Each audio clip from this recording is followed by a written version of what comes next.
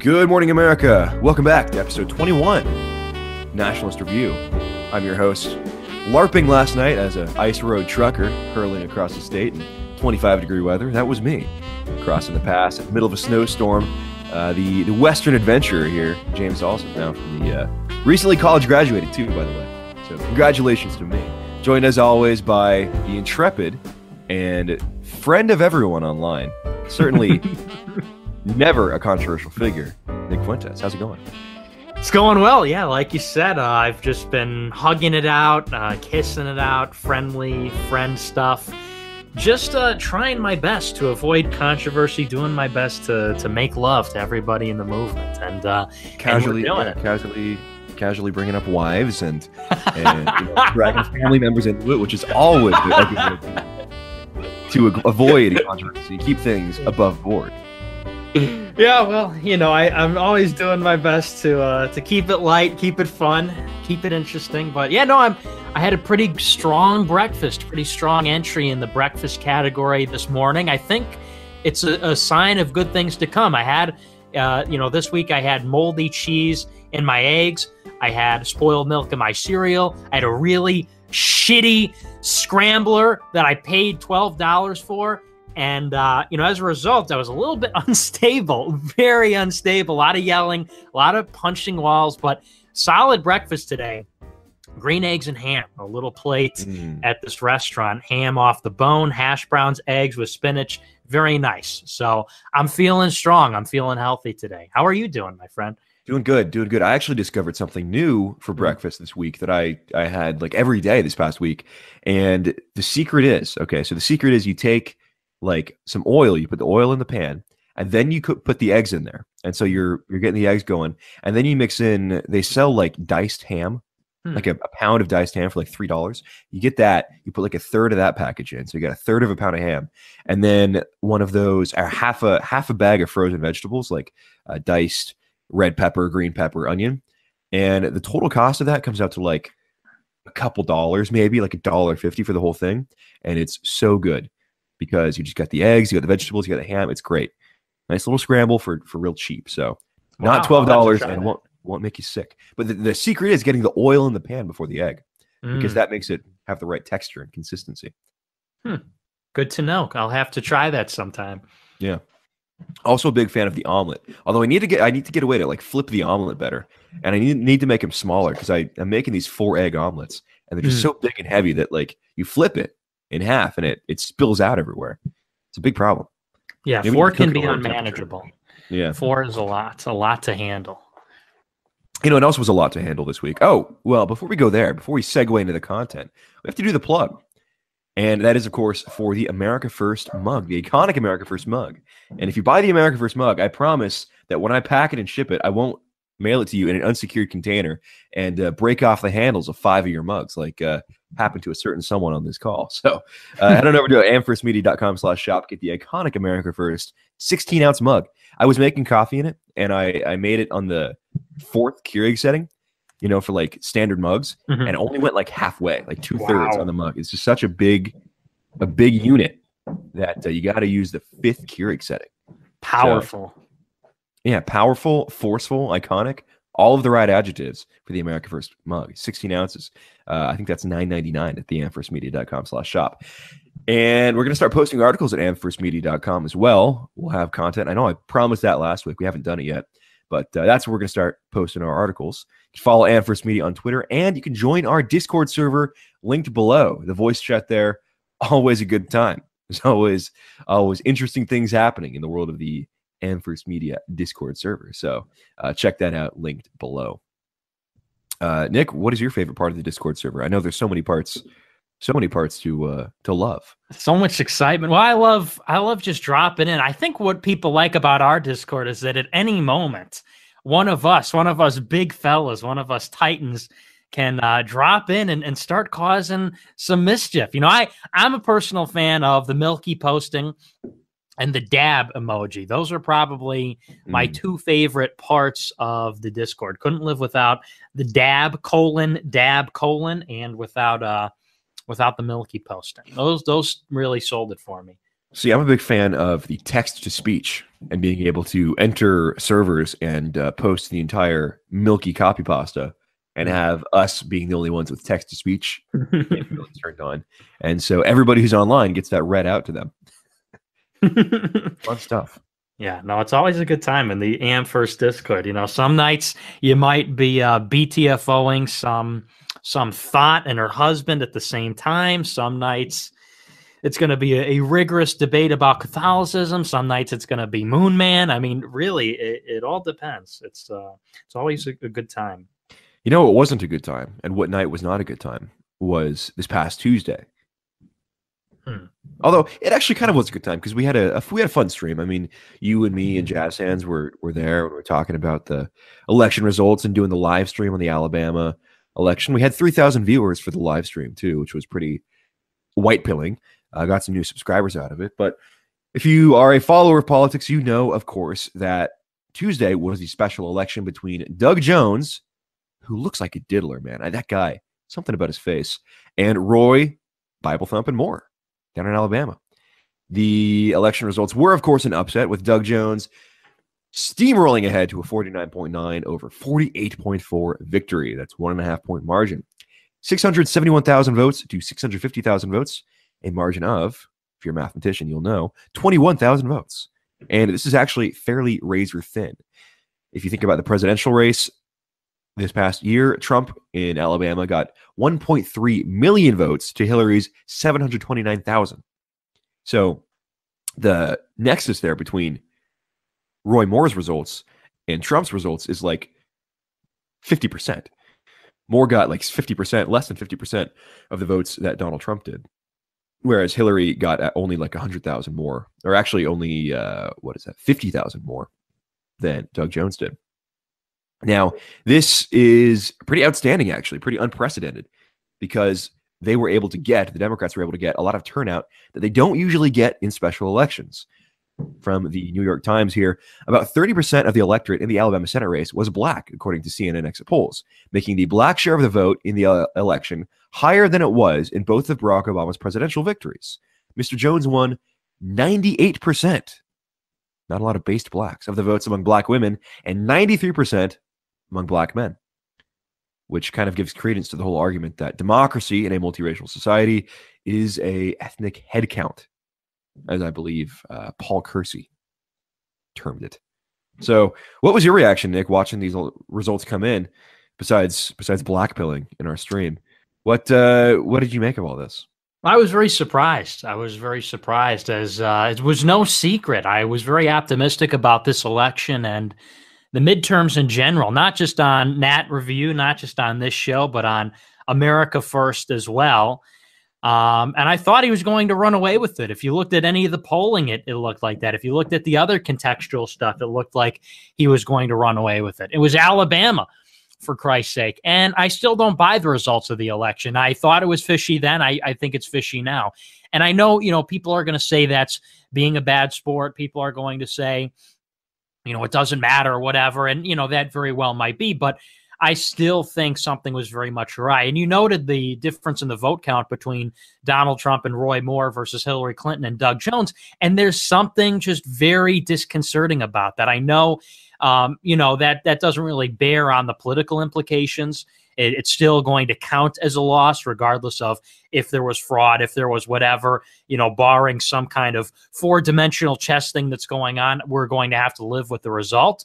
However, you look at the numbers and it doesn't add up. How did Roy Moore get 50% the vote of Donald Trump and Doug Jones got close to 95% the vote of Hillary Clinton? It just doesn't add up to me. So that was my initial reaction, was just generally skepticism about the results. So surprising. I cannot believe it. So we can touch on the fraud angle and the possibility of that here in a second. But what we know based on the results, if we're assuming that this was completely legitimate, what had happened was in this race, it looks like whites stayed home and blacks turned out more than average. And both of those two things were true at the same time. Now, we can talk about why whites stayed home and why Moore so drastically underperformed his polling numbers. It's important to note, too, that the scandal only affected Roy Moore briefly in the polls. And his final margin, his final share of the votes was actually exactly what it was before the whole scandal broke. Moore was only polling at 49% before the scandal broke, and he received about 49% of the vote. So overall, we can see that there was a dip in Moore's polling average, but it had rebounded by the time of the election. So the scandal doesn't explain all of why white voters stayed home and all of why white voters didn't vote for Moore. We know why blacks didn't vote for Roy Moore, and they're just never going to. But the question is, why did the white voters that voted for Donald Trump stay home and not back Moore? Now, I think one of the angles here that is probably accurate is that Roy Moore appealed to a different type of voter than Donald Trump did. Roy Moore ran a very different campaign than Donald Trump did. And this is not some like retcon revisionist history trying to insert a narrative where it doesn't belong. This is objectively true. Roy Moore's biggest issues on the campaign trail, when you listen to him speak and listen to him in interviews, his biggest issues were abortion and gay marriage. And those are the two issues he kept returning to. Now, Donald Trump obviously did not make these social issues into the big issues that Roy Moore did. Donald Trump was focusing on immigration and economic reform and taxes and trade policy and things like that. So there was a broader, in my opinion, a broader appeal for a candidate like Donald Trump and a lot more potential of crossover voters coming over, the working class white crossover voter to come over and vote for Trump than there was for Roy Moore. Also, I think that Roy Moore's evangelicalism, the event, I don't know the exact conjugation of that word, how you'd say it here, but the evangelical shtick that Roy Moore doesn't, in this case, in this context, didn't motivate people to come out and vote for him. Now, if he'd been talking every day about immigration and demographic replacement and job loss and bringing back the American economy, things that Donald Trump talked about, I think he probably would have won this race. And we can see why this happened. We can see who didn't turn out. It wasn't just all white voters that didn't turn out. The rural whites turned out fine. But it was the middle and upper middle class whites that weren't motivated to come out and vote. And you can see this by looking at the turnout in rural counties, where pretty much all the Trump voters came out and voted for Roy Moore.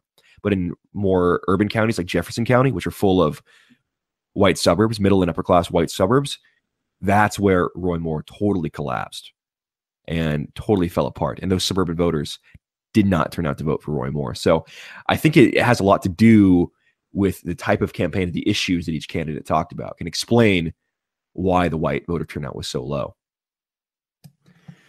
Yeah, I don't know. I think the thing is that Roy Moore was a flawed candidate from the start. I don't know if it's necessarily the evangelicism. I think it's just the fact that he had bad communications, he had bad comms, he had a bad campaign apparatus. He wasn't even campaigning the weekend before. I mean, there were so many things that went awry here. For starters, you had this terrible child sex scandal, which I think did a lot more damage than we initially thought, in the sense that maybe the evangelicism hurt him in the sense that kind of a scandal wouldn't have hurt Donald Trump in the same way, because Donald Trump never pitched himself as a holy roller, fire and brimstone type Christian. And maybe that's why the scandal was super effective against Roy Moore. I mean, I think that's a fair postulate. Sure. Yeah. But I think the scandal was devastating. I think the communications was bad. I don't think there was consistent messaging. I don't think it was particularly strong or effective messaging. I don't think there was a particularly strong get out the vote effort. I think he phoned this one in, and it's not like, also, like, this wasn't about the candidate. Roy Moore has never won a statewide election before. He lost a primary twice before trying to run for governor of Alabama. And so it's really not surprising, I don't think, that a failed candidate with a bad campaign and a devastating scandal didn't overcome, the scandal or this very concerted effort and a very strong effort by Doug Jones to get out the vote in urban areas and among blacks. So I don't know if it's necessarily the Christian thing. I do think the messaging could have been stronger. I tend to take issue with the Mike Huckabee type Republicans who make it about the social issues which have already been fought and lost. I mean, whether you agree or disagree on abortion or gay marriage or whatever, it's just not relevant. It's just not good messaging in the current year. People are concerned about jobs. People are concerned about demographics. People are concerned about their culture. Right. And some of that is moral. Some of that is maybe tied to religion, but not so on the campaign trail, at least not this year. So I think, if we take the numbers that we saw at face value and, let's entertain the fact that that's not totally suspicious, the turnout, and we could say that white turnout was suppressed, I think you're looking at just a bad candidate. And we didn't look at that so much because it should have been that any Republican that shows up should get 15 or 20%. That obviously wasn't the case because of the scandal. So I know we didn't look into it we didn't scrutinize it as much as we have to now, because I think we anticipated that it was either going to be a big fucking win or it was going to be like a little win. But either way, it was going to be a win. So bad candidate. Right. And it's not necessarily the religiosity that determines how good the candidate is and determines their messaging even. You can have deeply religious candidates, people like Pat Buchanan, for example, who can still fight the battle the right way. And that's the difference. The evangelical candidate who is coming out of this kind of Bible Belt conservatism that was really big in the 2000s with George Bush as the figurehead for a lot of it. And I guess like not Tom Tancredo, but some of those other people, like, the kind of Joel Osteen megachurch conservatism. Those type of people, they want to fight. Their issues are the social issues. So they're not being like disingenuous or for them, it's not bad strategy to fight those battles because that is what's important to them. Those are the issues that do matter to them. And fair enough, fine. But we just have to realize that fighting those issues right now and making that what your campaign is about, that is not going to turn people out. That's not going to get people to the polls. People are not going to vote. People are not going to drive to the polls after a hard day's work to go vote about how much they hate, like, don't want the gays to get married. That's just not a compelling issue right now.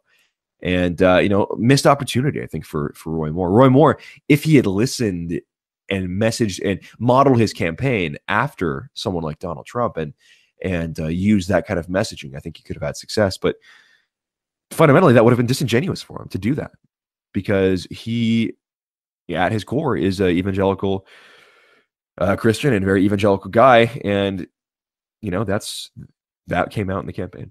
So let's get into a little bit about the black turnout too.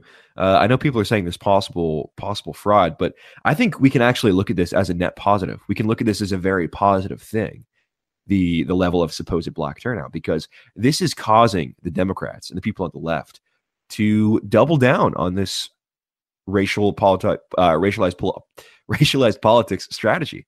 And there's this very interesting quote in the New York Times piece where Adrienne Shropshire, the executive director of Black PAC, came out and said, quote, "I think the writing's on the wall about what the path forward is for progressive politics in this country.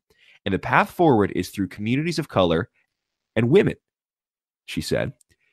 So they're looking at this as validation for the idea that they don't need whites anymore. They don't need whites as part of the party. They can win solely on the backs of minorities. So, hey, look, if this is what the result is, if the Democrats read into Alabama and decide that they're right, they don't need white anymore, I think this is actually a big net positive for us. Yeah, I don't know. I think there's a lot of rhetoric on the left, and then I think you have people like Tom Perez in there who are a little bit more pragmatic about it. I mean, that's, the liberal and progressive press will say what they're going to say, and they're going to, do a lot of things for the black people and say, wow, you were the big fucking hero on Tuesday. You saved Alabama, you saved the country. You're so excellent and smart and wise. And, they're going to pay lip service to their demographic because that's what they do. That's what they have to do. But I don't know. I think actually it kind of hurts in fact, because, while in a sense it might, seem like the Democrats are turning away from working class whites. And I think they did in 2016, and that's why they got defeated. But I think the awakening of that minority racial consciousness, and I know it's been around for a long time, but awakening to their electoral power in a state like Alabama or in a state like Georgia, for example. I think that's a far better example where in neighboring Georgia, blacks will say, look what happened in Alabama. Blacks turned out at the rate they did in 2016, and they won a statewide election in Deep South Alabama. In Atlanta and in some of these counties in Georgia, the demographics are far worse than they are in Alabama for whites. You know, many people talked about Georgia like it was going to be a battleground state, and Missouri like it was going to be a battleground state, and Arizona and Colorado. And, you know, those Colorado and Arizona are a little bit more Hispanic compared to Missouri and Georgia, which have a larger black contingent. But I think it is a double-edged sword in the sense that while the far, far left progressive press is saying we don't need whites, and maybe that's a good thing, on the ground, in a very real sense, I think the blacks and the minorities have awakened to their electoral power. And they're going to say in 2016 or 2018, probably more relevant in the midterms, we can outvote Whitey. If there's not a good candidate on the Republican ticket, we can take it. We can win. And that's a scary prospect because, you know, a big part of our system right now, which is the winner take all system, which is this kind of electoral system, is that people don't go out and vote if they don't think it's going to have a consequence. In Illinois, few Republicans vote in Cook County because they know there'll be 2 or 3 million more Democrat votes because of the city of Chicago, and so they don't vote.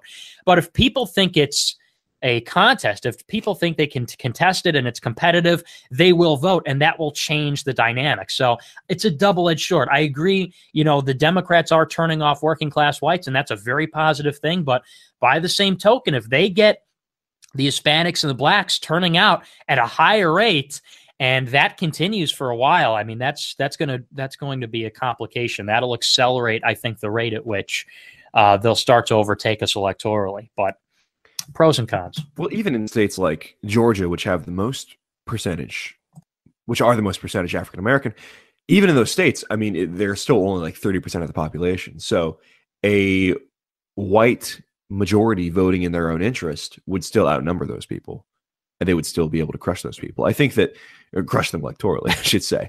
So I don't know if that will really have the resounding effect nationwide that they think it will. And we have to remember too that this has been theorized about before, and this has been tried before, and they still can't get the minority voters to the polls. I mean, Hispanics still have ridiculously low turnout in these elections.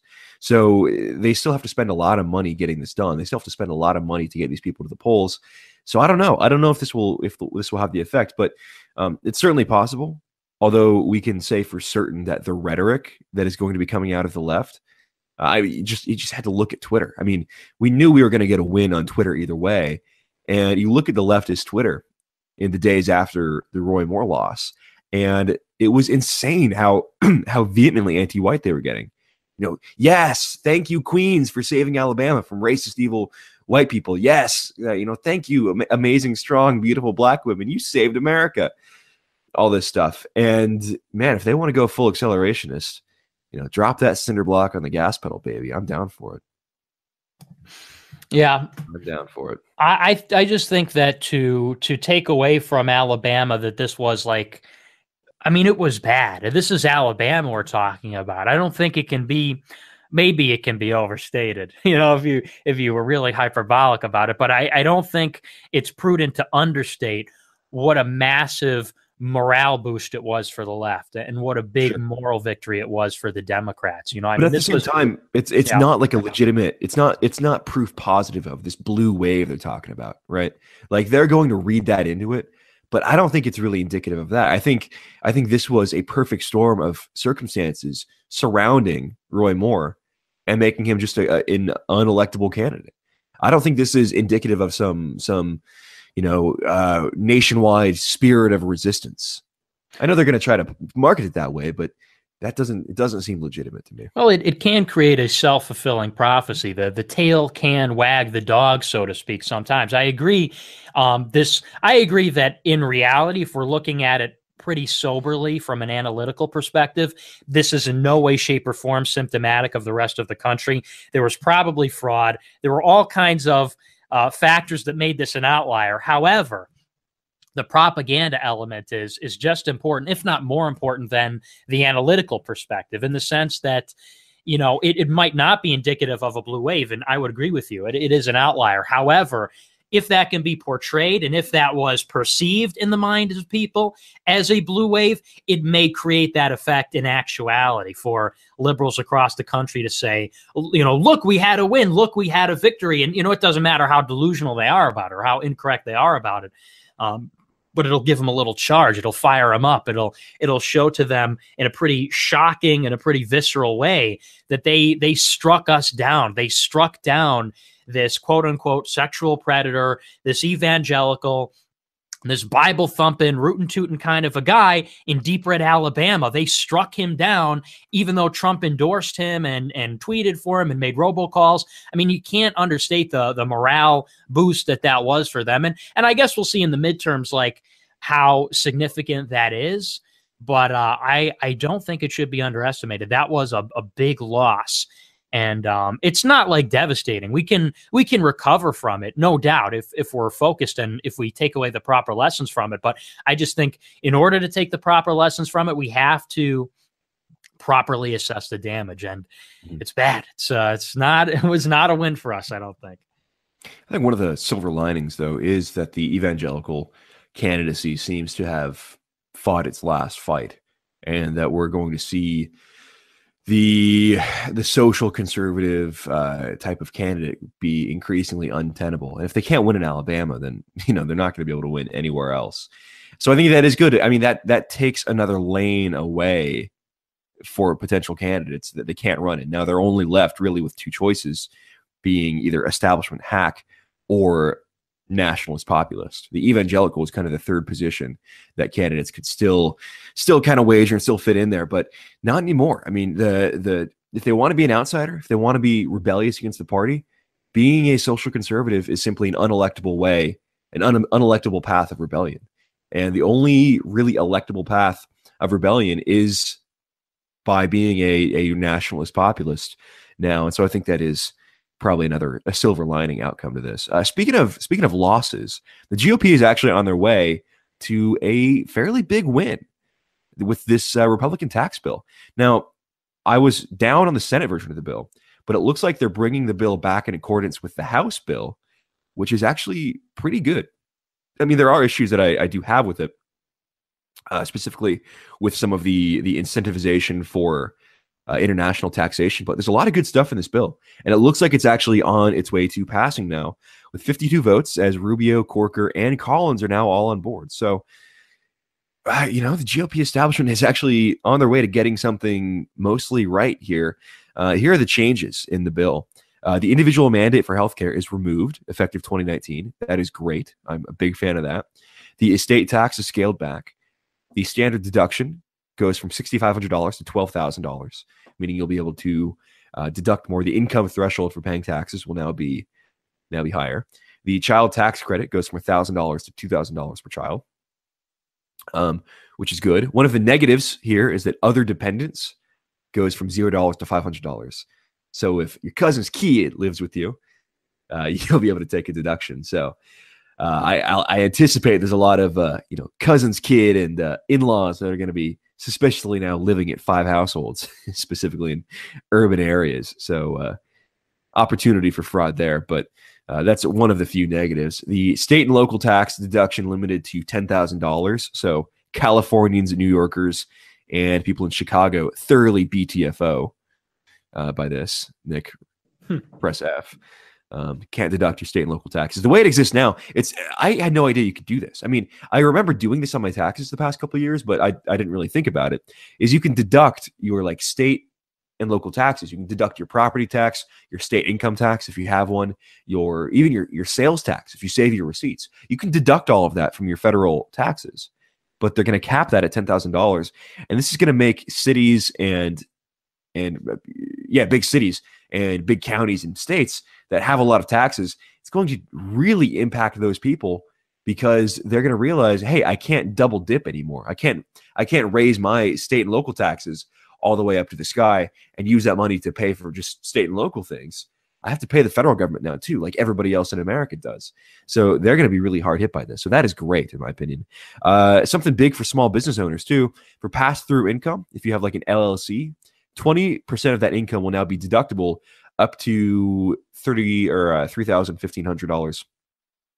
Sorry, $315,000 in income. So you'll be able to deduct 20% of your income up to 20% of $300,000. So that is actually really good news for people who are small business owners. And the other real negative in here is it changes international taxation. Presently, all income earned abroad, if you're a U.S. company, is taxed in the U.S. And what they do under the new system is they only tax domestic profits. So, for example, Nike, if their headquarters in the U.S., but they sell a bunch of shoes in China, they will not have to pay taxes anymore on the shoes sold in China. So this will create a perverse incentive structure. Steve Rosenthal of the Tax Policy Center describes it as a perverse incentive to shift assembly lines abroad, because what they'll be doing now is they'll be incentivized to sell in foreign markets because they won't be taxed on that income. So they'll be incentivized to open up markets in China, incentivized to open up markets in India, for example. And then as a result, it will make sense for them to have supply lines in that area. So unfortunately, it kind of does incentivize foreign manufacturing. This is one of the few negatives in the bill. Overall, it's pretty good news, I think. What do you think, Nick? Hello. The one issue that I do have with it, sorry, I think my mic got unplugged there for a sec. The one issue that I do have with the tax bill is how they got Rubio and Corker to come onto it. And the way that they got Rubio to come onto it is they had to accept his amendment with regards to the child tax credit, which his amendment actually makes it easier for legal aliens to get their child tax credit. And so I wasn't wild about that. But other than that, I mean, individual mandate repeal, lowering the taxes, lowering the amount of tax brackets, lowering the corporate tax rate. I mean, most of this tax bill, minus some of the pork barrel stuff and the illegal immigrant stuff with the child tax credit, is pretty solid. And this will have two effects for Trump in the midterms, which is number one, you create economic growth, you create jobs, you give people a tax cut before the election, and they will feel that by November, and that'll factor in. Number two, it gives Trump a political victory, where the mainstream media narrative has been he's passed no significant legislation. Every legislative attempt he's made has been a failure. It's the do-nothing Congress, whatever. They can't say that after this. They can't say that after, he funded hurricane relief efforts and he's done the tax reform and he's dismantling Obamacare unilaterally. So I think, you'll have a big political victory in terms of the discussion, in terms of the news cycle. And then additionally, the economic growth will be a very solid contribution for 2018. So I think it's a big win. I think it's a big win all the way around. Obviously, it's not ideal. It's not the ideal like tax slash that we wanted to see. But I think that's, this is what is possible right now. And therefore, it's good. Yeah, and we went over this in great detail. The sunsetting of the individual taxes and the keeping of the permanent corporate gibs. Like, look, we all know what's going on here. We know that you gotta pay the toll if you want to get anything done in Washington, unfortunately. And corporate gibs is the way to grease that wheel. But there is a lot of good stuff in here for small business owners. I think that 20% deduction is going to be a huge incentive for people with LLCs and small individual partnerships and stuff. I mean, this is going to affect us, us as small business owners here. So this is going to be good stuff. The Rubio thing, I don't know how much it actually does open the door for illegal aliens, because they're still going to require social security card numbers for children for the deduction. So that's still part of the final bill. So I'm not sure exactly. I saw this going around on social media and Twitter that it makes it easier for illegals to get it. I don't know exactly how that's supposed to work, if they're requiring social security card numbers, but maybe some kind of fraud loophole. I don't know. But I mean, definitely something to be concerned about. But it sounds like they do try to address that in the bill. So that is going to be good news. I would have liked to have seen, and maybe Trump is doing this down the pike, I would have liked to have seen more incentivization for companies to bring their headquarters back overseas, and more tariffs on companies that do move their headquarters overseas and try to export goods back to the U.S. I think that is still one of the major holes in our economic and trade policy that we can still get to and still address, but not in this version of the bill. Maybe Trump is waiting for a more favorable Congress, a more favorable Senate to enact that piece of legislation. We'll have to wait and see. But yeah, overall good news. Yeah, I agree. Tariffs have got to go up, but I think that's, trade and the fiscal is a little bit different. But yeah, I agree. All solid stuff. The Trump train marches along, no brakes. That is right. And hey, we have another update on the DACA deal, and the two parties are moving increasingly apart. So for all of the blackpilling that I was engaged in a few months ago about the DACA deal, it seems like it's just simply not tenable. It's from The Hill. Senator Bob Menendez, Democrat of New Jersey, said a deal to replace the Deferred Action for Childhood Arrivals DACA program is within reach, but warned Congress not to make irreversible changes to the immigration system. I wonder if people were making that same warning back in 1965 about irreversible changes to the immigration system. Would have been nice. Menendez warned that a Republican request to end so-called chain migration could make any DACA deal unacceptable to him, since it would take away the rights of citizens and permanent residents to reunify with their family members. Fundamentally, that's not true. You can reunify with your family members if you're an immigrant or a permanent resident, but you can do it back in your own country. Yeah. Right? You can go back. We're not keeping you here. In fact, we don't want you here. Feel free to leave anytime, dude. Doors to your left. But no, so I mean, dude, the Democrats, they won't even compromise on chain migration. Chain migration is something that like 70% or more of Americans don't want. This is deeply unpopular. And if Democrats are going to really refuse a DACA deal over this, dude, we're not getting a deal. Yeah, no, I'm pretty satisfied. I think this is the work of Stephen Miller. He torpedoed this thing by setting out the White House basically demands, I guess, for a DACA deal to happen, I believe, in September. And he was the one, I think, who really put us on this path because, like you said, there was a lot of blackpilling about this for a long time back in August, and reasonably so, out of Chuck Schumer's office. And some of the things that the president himself was tweeting certainly lent itself to the idea that we were going to see a pretty catastrophic compromise on such an important issue. But I'm glad to see that Stephen Miller, either per the instruction of Donald Trump or just by himself, has sunken that ship, has sunk any possibility of a deal being made. And I'm glad. I mean, that's one of those things. And chain migration is one of those things that is transformative, that you cannot compromise on. I'd be happy to compromise on the income tax bill. I'm not so happy to compromise on DACA and chain migration. And that chain migration has entered the conversation, I think, is a big victory as well. Nobody was talking about chain migration even 2 years ago when Trump was campaigning. And I think we take that for granted a little bit. Nobody was talking about chain migration under George Bush. Nobody was talking about chain migration under Barack Obama. Nobody was even talking about chain migration at the height of Donald Trump's candidacy, either in the primaries or the general. So that we've been increasingly moving further and further and further from we just don't want illegal immigrants to we need to stop chain migration to we need to cut legal immigration in half with the RAISE Act.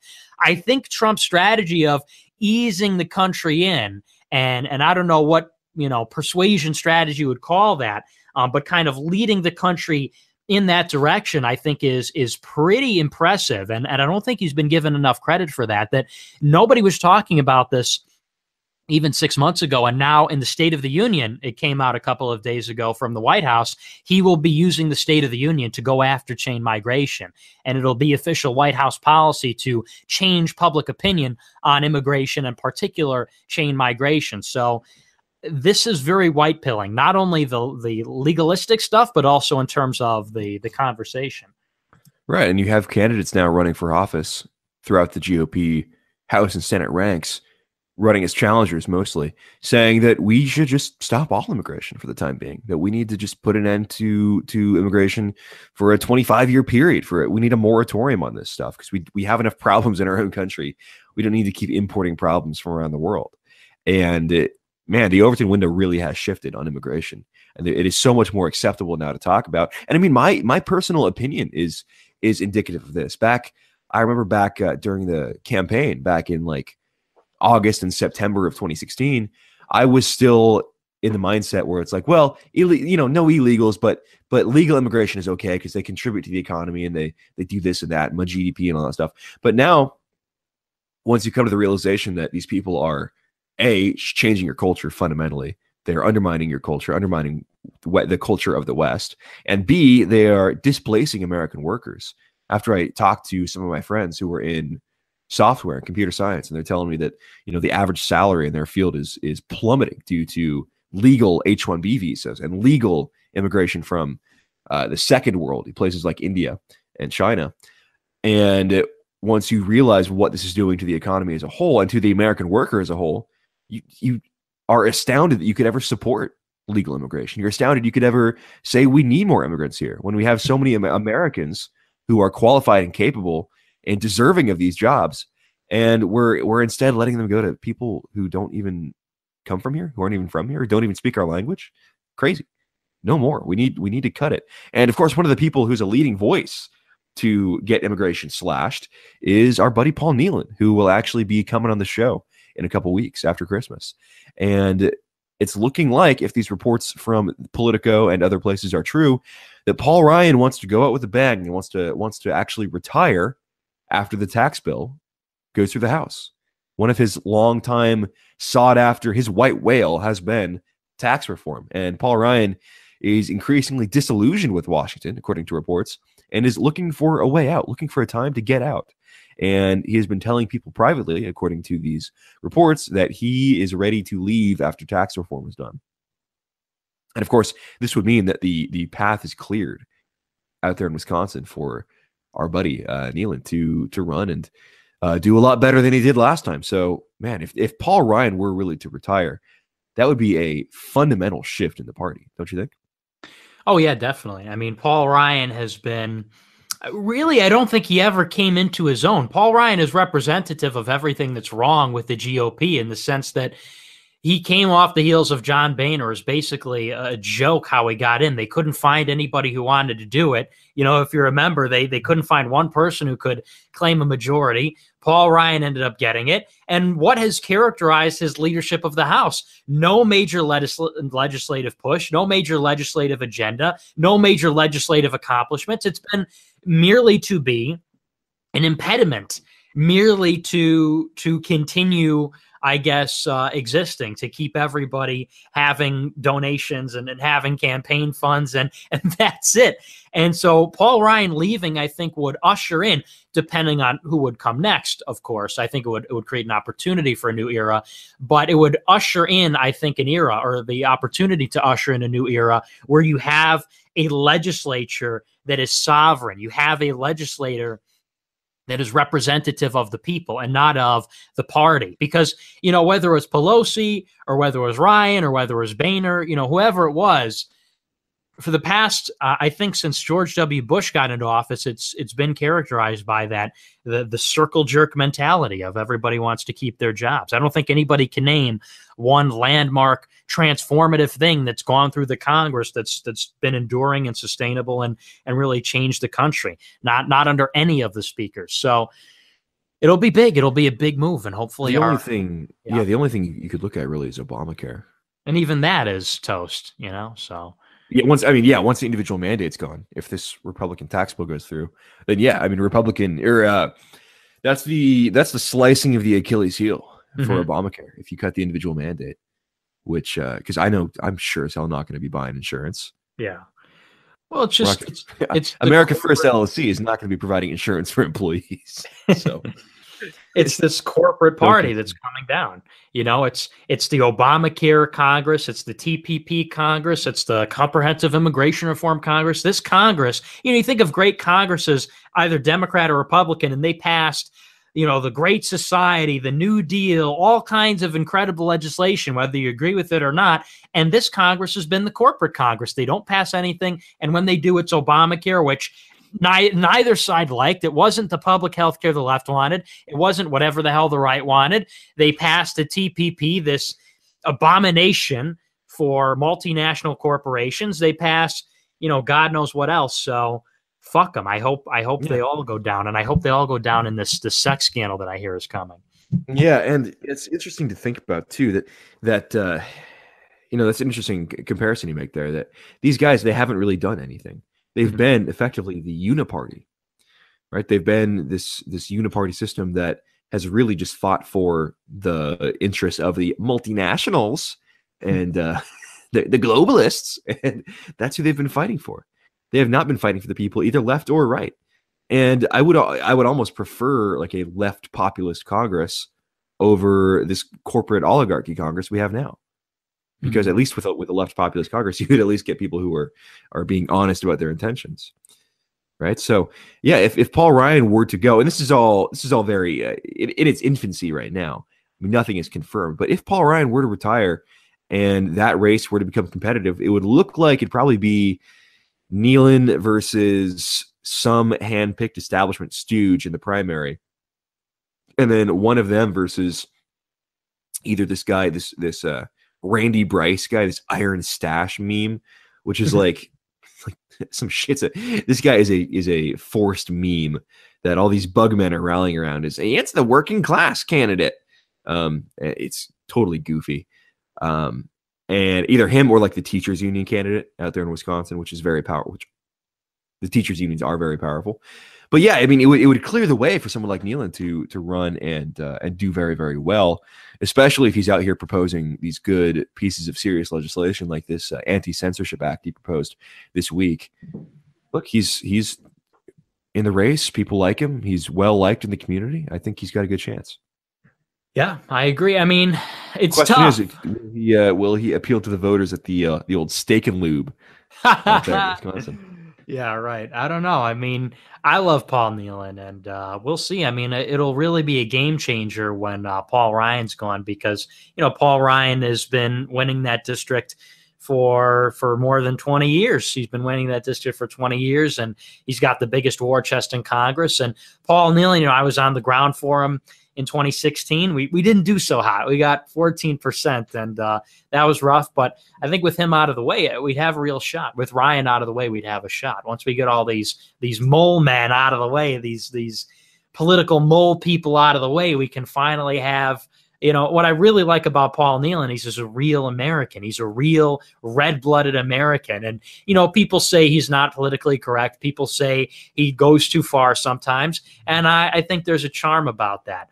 And maybe people have an issue with that, but then people are liars. They say they want one thing, and then it's presented to them on a silver platter, and you're like, "Yeah, I don't really like it." So I like Paul Nealon. I think he's got a shot. I'll be up there campaigning for him, and we'll see what happens. God bless. Very cool. Good stuff. Well, he's not the only person in congressional leadership under fire. Mitch McConnell is now facing pressure from inside the party as well. And I think one of the things we were concerned about after the Roy Moore loss was, does this mean the end of Bannonism? Is Steve Bannon dead as a political force? And it was certainly not good for Bannon. I mean, Bannon did not come out of this a winner, but I don't think it was quite the death knell for Steve Bannon that many people were trying to make it out to be. So as we know, there are Bannon candidates across the country who are running against incumbent establishment senators. And one of them is Danny Tarkanian out in Nevada. And this is a letter penned by Danny Tarkanian, who's running against Dean Heller. Dean Heller's an establishment guy. Tarkanian wrote this in Breitbart. He said, "Mitch McConnell and your Capitol Hill elite cronies, your failures to deliver cost Republicans a solid red Senate seat. Yes, you are to be blamed for the loss. Your failure to not only lead, but your failure to act, as well as your failure to support our president, cost Republicans this election. The American people, from Alabama to my great state of Nevada, have told you time and time again that we support President Donald Trump's America First agenda. We've told you that we are tired of you kicking the can down the road, and we demand results. We've told you that Obamacare must be repealed and replaced, our borders must be secured, and our success must no longer be punished with an outdated tax code. Mitch, you just refuse to listen, and you simply ignore reality. Only the Republican candidate would support lower taxes, fewer regulations, and an America First agenda. President Trump understood this, and you ignored that fact." And he goes on, and he essentially challenges Mitch McConnell to do better or to step down. And this is a good thing. I mean, if this sentiment can continue, if people can continue to be unafraid to take on the Republican establishment, then that is very good news. Because again, not only for Bannon, but the fear was that candidates in the future would be scared of doing what Roy Moore did and directly calling out the GOP establishment. Looks like that is not the case. And Tarkanian, by the way, polls have showed him leading against Dean Heller. So he's in a very good position out in Nevada. Yeah, pretty solid. I think Steve Bannon was put in a not great situation after the Roy Moore defeat. Obviously that wasn't ideal for him. Obviously, Roy Moore also wasn't his first pick. I believe he backed Mo Brooks with a lot of other people. And certainly after the scandal broke, he was less of a vocal supporter, but in a much more precarious position as Mitch McConnell. The benefit that Steve Bannon has is that he is an insurgent and he has nothing to lose. Essentially, all he has to lose is arguably a little bit of credibility. Mitch McConnell has very real institutional power that he has to lose, that if he's not doing a good job, it will be a spiral to hell for him, essentially. So Mitch McConnell has been losing market cap or market share, I suppose, in the GOP, for a little financial analogy there. And that Roy Moore thing, I think, was one symptom, whether he won or not, of a rebellion which is brewing. That kind of dissent, that open rebellion against the party, whether it succeeded or not, sent a message, which was the Republican Party and Republicans in the country are not the same. And one is failing the other. And it's pretty obvious, and we know about it, and we're going to do something about it. So yeah, I think Mitch McConnell is in a very precarious place. And whether Roy Moore won or lost, I think Mitch McConnell, I think it was a real setback for him in a lot of ways, and a very dangerous thing for him in such a precarious position, because you have kind of this indirect, reluctant hate that he gets from Donald Trump, I feel, or for the Donald Trump coalition. Donald Trump people are not wild about McConnell, and you've had it from time to time in the party and other places. And I feel like him and Paul Ryan and some of the rest of them are starting to feel that the bell tolls for them, and the time's running out for them. So hopefully he feels the heat. Hopefully after some of this congressional stuff, sex scandal stuff gets sorted out, and after the midterms and all the dust settles, we'll have a new party. I think that's the direction we're moving in. It's hard to ignore what's happening right now. Definitely.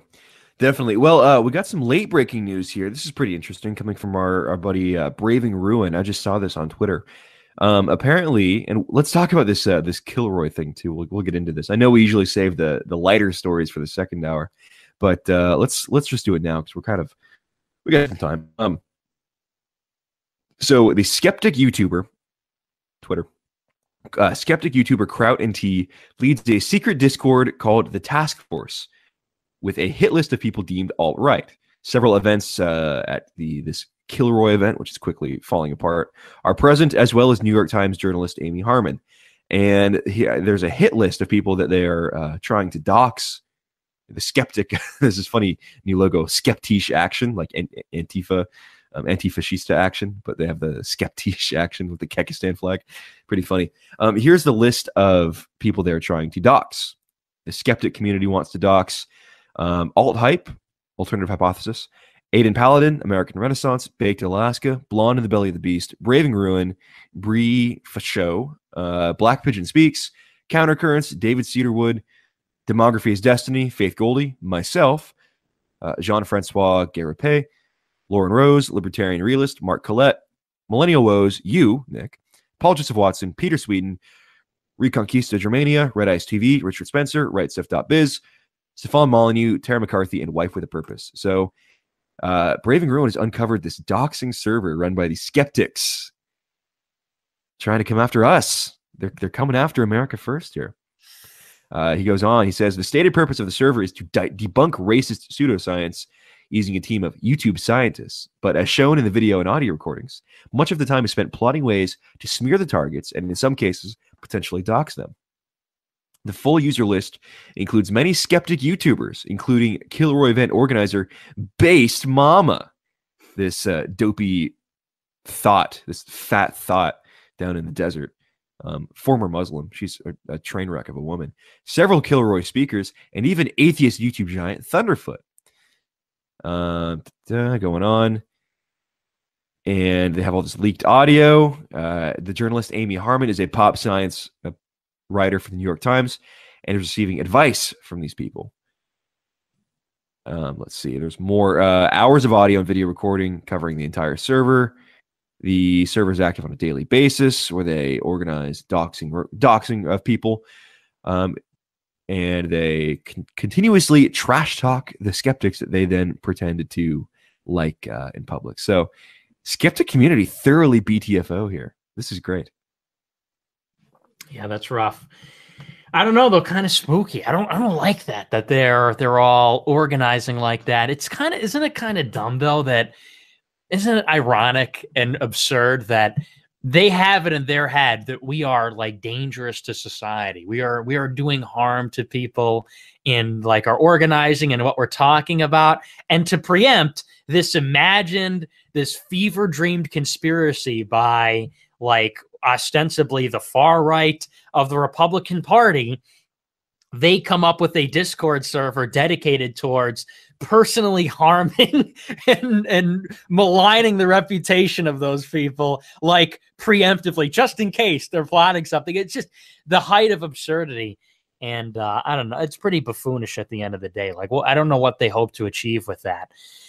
You know, these goofy fedora tipping skeptics. It's kind of laughable to think that a Discord server full of secular atheists and goofy skeptic type people, YouTube type people, based mama type people are gonna be an issue for us. But I think it just tells you a lot about their character. It tells you a lot about who they are, what they stand for. And at the end of the day, you know, I think a lot of us have grown very cynical about what people say versus what people actually are.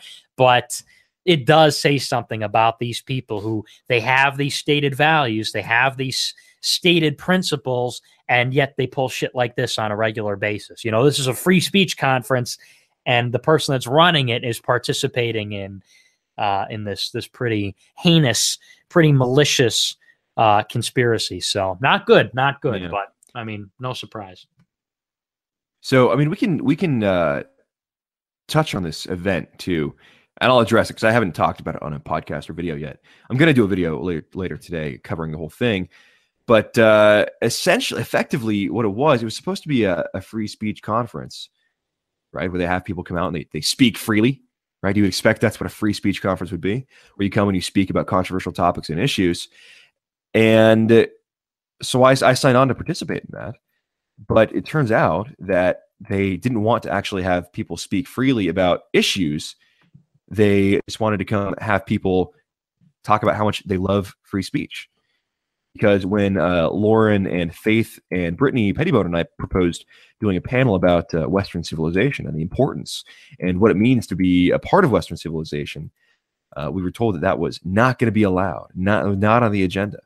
However, there were like 7 different panels about Islam and feminism and all these other topics. So interesting, and it's interesting, and I'm just getting this now.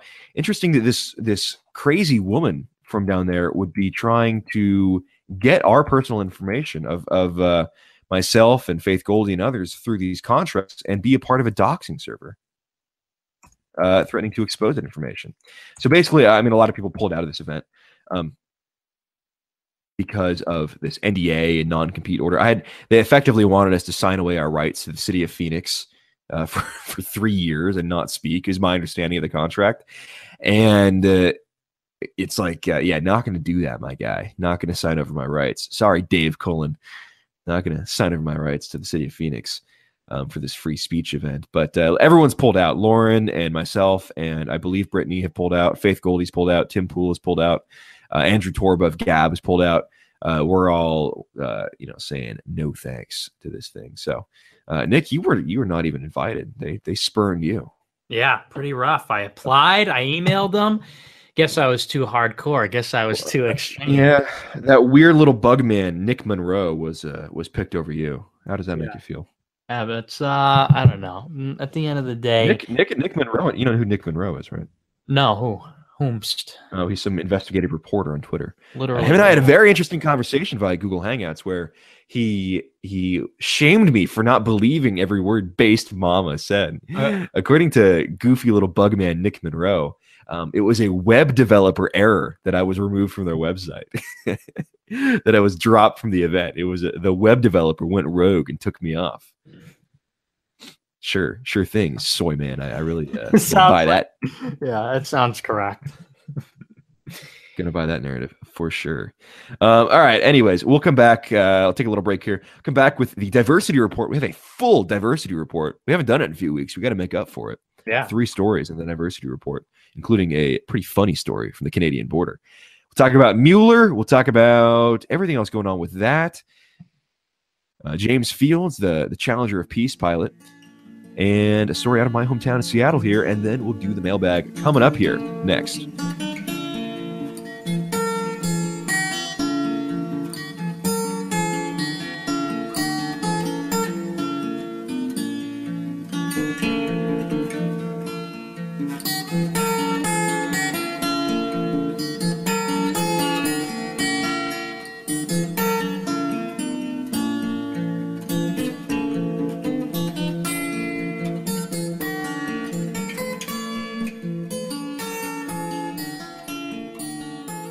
Welcome back to Nationalist Review here at America First Media. If you have not already, head on over to patreon.com/America First Media. Get behind the paywall. You get to participate in the mailbag, watch the Saturday show live. You get to do all kinds of fun stuff. You get a special Discord role. You get to participate. You get access to the Discord voice chat when it's full. You get all that and more by getting behind the paywall. $7 a month gets you those perks. $15 a month gets you the live show, the live Saturday show. But it does help out, helps us fight the info war, so to speak, here, to cop a line from Alex Jones. Now, we're going to lead the second hour with a segment that we haven't done in a while, but is definitely worth repeating. That is, of course, Diversity Report 2049, a look at America's vibrant, diverse future. Our first story, we have 3 stories today. Our first story comes from Indianapolis, where urban youths murder a white doctor. This is from Fox59.com. Police say 2 suspects have been arrested in the shooting death of a local doctor. Aaron Bickham-Hurst, 18, sounds like an Asian to me, was arrested for felony murder and burglary, the Indianapolis Metropolitan Police Department announced Thursday. A juvenile was also arrested in connection. His charges are not known at this time. IMPD was called to the 7500 block of Ballinshire South near West 56th Street and Dandy Trail around noon, to the home of Dr. Kevin Rogers, where he was found shot to death. He was the program director emeritus at the IU School of Medicine, and he helped maintain a health clinic in Haiti. Interesting. He was a guy who spent his free time, doing charity work for blacks in Haiti, and he spent his final moments being murdered by 2 blacks. So, what a turn of fate that is. Pretty rough. pretty rough stuff. But that's what you can expect in the Diversity Wonderland. Diversity 2049, huh? You be a doctor, you study. It's tragic when a doctor dies because they put their whole life on hold to study and to delay gratification, and then that investment doesn't pay off. I mean, think of how much fun they could have had not being in medical school and paying off those bills, and then they get their life cut short. You know, they put all that shit on hold so they could have a yacht when they retire, and then this happens. So unfortunate. What a waste. What a waste. Yeah, that's only the first story too. We have 2 more. Now this is from Georgia, near Atlanta. Uber driver charged in sexual assault of teenager, from Breitbart.com. Adding to the long list of Uber-related sexual assaults, another Uber driver has been charged with the rape of a 16-year-old girl in Gwinnett County, Georgia. WSB-TV Atlanta reports that an Uber driver has been arrested and charged with the rape of a 16-year-old girl. The incident reportedly took place on Monday morning. The attacker was this Don Smith or Mark James? No, the attacker was named as Abduli Yagni of College Park and was arrested on Thursday. He's being held at the Gwinnett County Jail. The 16-year-old victim told investigators she had been drinking at a bar with friends on a Sunday night. What? Then one of her friends called an Uber for the girl. She was picked up by Jagni, who later allegedly assaulted her before dropping her off at her destination. Gwinnett Police Corporal Michael Pajera said in a statement, once she was dropped off at the apartment complex, she began banging on several of the homes in the neighborhood, and one of those residents called 911. One of the neighbors did notice that her pants were around her ankles. Okay. According to the police, the girl appeared to be extremely intoxicated. Police are not currently aware of which bar the girl was drinking at, but are still investigating, as bar employees could face charges for serving a minor. She'll make a full recovery physically, but I can only imagine she'll have a little bit longer of a recovery, the detective said. So this just shows how really low IQ a lot of these people coming over are. Because you think if you're going to commit an assault and going to commit a rape like this, you would want to do it in a context where you're not like being recorded, like your location is being recorded and how long you stop in one area is being recorded for. Because Uber, they track all that information, right? Uber will track where the driver is, where the car is, where the rider is with GPS technology. So if they find that the car was parked behind a shopping center or something for 5 minutes during this trip, then he's dead to rights. He's done. So we don't need these people to come over here. We don't need immigrant Uber drivers to come over and rape 16-year-old girls. We just don't need it. Yeah, you just gotta love these scenes. You just gotta love the chaos. I mean, as I guess a highly functioning autist, somebody like myself, you just picture these scenes in your head and the screaming and the yelling and the banging and just what an ugly scene where nobody wins. And it's like, do you really want more of that? I mean, that's what you're getting essentially, is you're just getting more disorder. You're getting more chaos.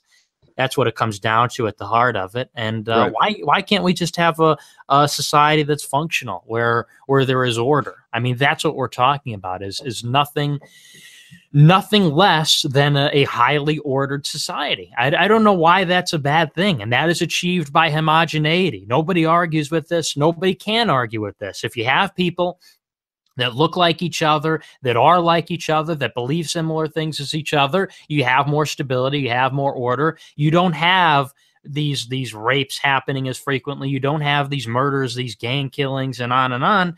And I don't understand why we have to go about this. Why are, it's just, you look at these people almost with tears in your eyes. It's just, why are you doing this? Why do you think this is a good idea? Why is this desirable? The folly of what is going on and our failure to question it or acknowledge it. It's a very sad thing, a tragic thing. Yeah, no, I encourage people to watch old Western movies, because you watch Western movies and the way they deal with crime and punishment and the civilizational struggle is really admirable. You'll watch a Western and some Indian will come through town, or a group of Indians will come through town and rustle some cattle or cause a scene and disruption or kill somebody. And the response, like this, the show Hell on Wheels, for example, great show. The Indians went and they raided a surveying party that was working on the railroad. And so what did the soldiers do? They went and they raided the Indian village and they cut their heads off and put them on pikes. And back in the day, we knew how to deal with threats from outside groups. We knew how to respond to threats from outsiders threatening our group, our nation. And we didn't tolerate it. We didn't deal with it by pussyfooting around the issue and saying, oh, well, these people, they make our culture so much more vibrant and beautiful. And we really need more of them to learn from them and get their recipes and have their food trucks. No, if they were coming in and committing crimes and causing problems and raping women, we would respond by removing them from society. And if they kept coming over and causing the same problem, we would respond with force. We would respond as if we were being invaded. No, I'm not advocating for the literal same phenomenon to occur in America. Not at all. I'm not saying we need to do that. What I am saying, though, is that we need to realize that we cannot allow ourselves to be taken advantage of. There's no graceful losing. There's no losing gracefully in a situation. If we continue to allow ourselves to be the dumping ground for the world's problems, we're going to see more rape, more loss of life, more killings. I don't want it. Nobody should want it. We know what the solution is. The solution is to stop trying to forcibly integrate peoples that don't get along, that don't agree with each other, don't like each other, that are going to prey on the young and vulnerable of the other tribe, like they did in this case. And by the way, we see this all over. You look at the interracial rape statistics. That's a hidden red pill. And on the average year, there are 0 black women raped by white men. 0 white on black rapes, but in the thousands of black on white rapes. It's even more shocking than the murder stats. So everybody should look into interracial rape stats, and you won't like what you find. But what we know is that integrating people like this, groups that don't get along, tribes that don't get along, you're going to see violence. And, for example, Ben Shapiro actually wrote about this. Have you read Ben Shapiro's article from 2003? The Transfer is Not a Dirty Word article? Yeah, a classic, a Ben Shapiro classic. It's great. He's right. He says that when you combine two groups with different visions for the world and different ideologies and different peoples, conflict is inevitable. He's saying that, of course, in relation to Palestine and Israel. In relation to America, Ben Shapiro says, I don't care about the browning of America. So a weird little dichotomy set up there, isn't it? But he's right. He's right.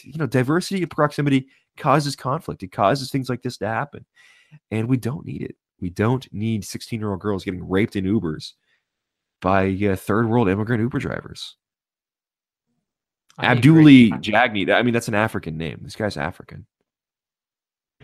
Shouldn't have been here. Shouldn't have been here. How can people look at what goes on in Africa and think like, let's have that here? That'll work. If we put him in Western business attire and give him a cell phone, it'll change. It'll be not like Africa, and instead it'll be like New York City, or it'll be like Maine or Ontario. What a joke. These people.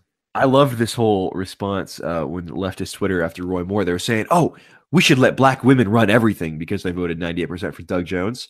And somebody had a good tweet. They're like, you know what? I like that idea. How about we start with the DNC and Hollywood and all these leftist institutions? How about you show us how it's done, and then we'll see what happens. You expect that things will turn out any differently than they do in Africa. Like you like Africa. You like a matriarchal society with child soldiers and gang killings and genocide back and forth every 5 years. You like that situation? I don't want that here. But in the name of diversity, we have to accept it. Also in the name of diversity, Canada is getting culturally enriched. Now, this story is from the Washington Post. And I'll admit, this story was supposed to be a tearjerker, but I did not feel tears of sadness rolling down my cheeks as I read this. This is from the Washington Post. As migrants flee for Canada, fears are rising over the perils of frigid illegal crossings. Boo-hoo. This article, I love how, you notice Washington Post articles, they all have kind of like a story narrative to them. They write them in this kind of like hybrid fiction, nonfiction style. Have you noticed this? They're all supposed to be like compelling thrillers in every Washington Post article. Chad Cosley tracks them as if they were deer. Does he carry a 538 with him?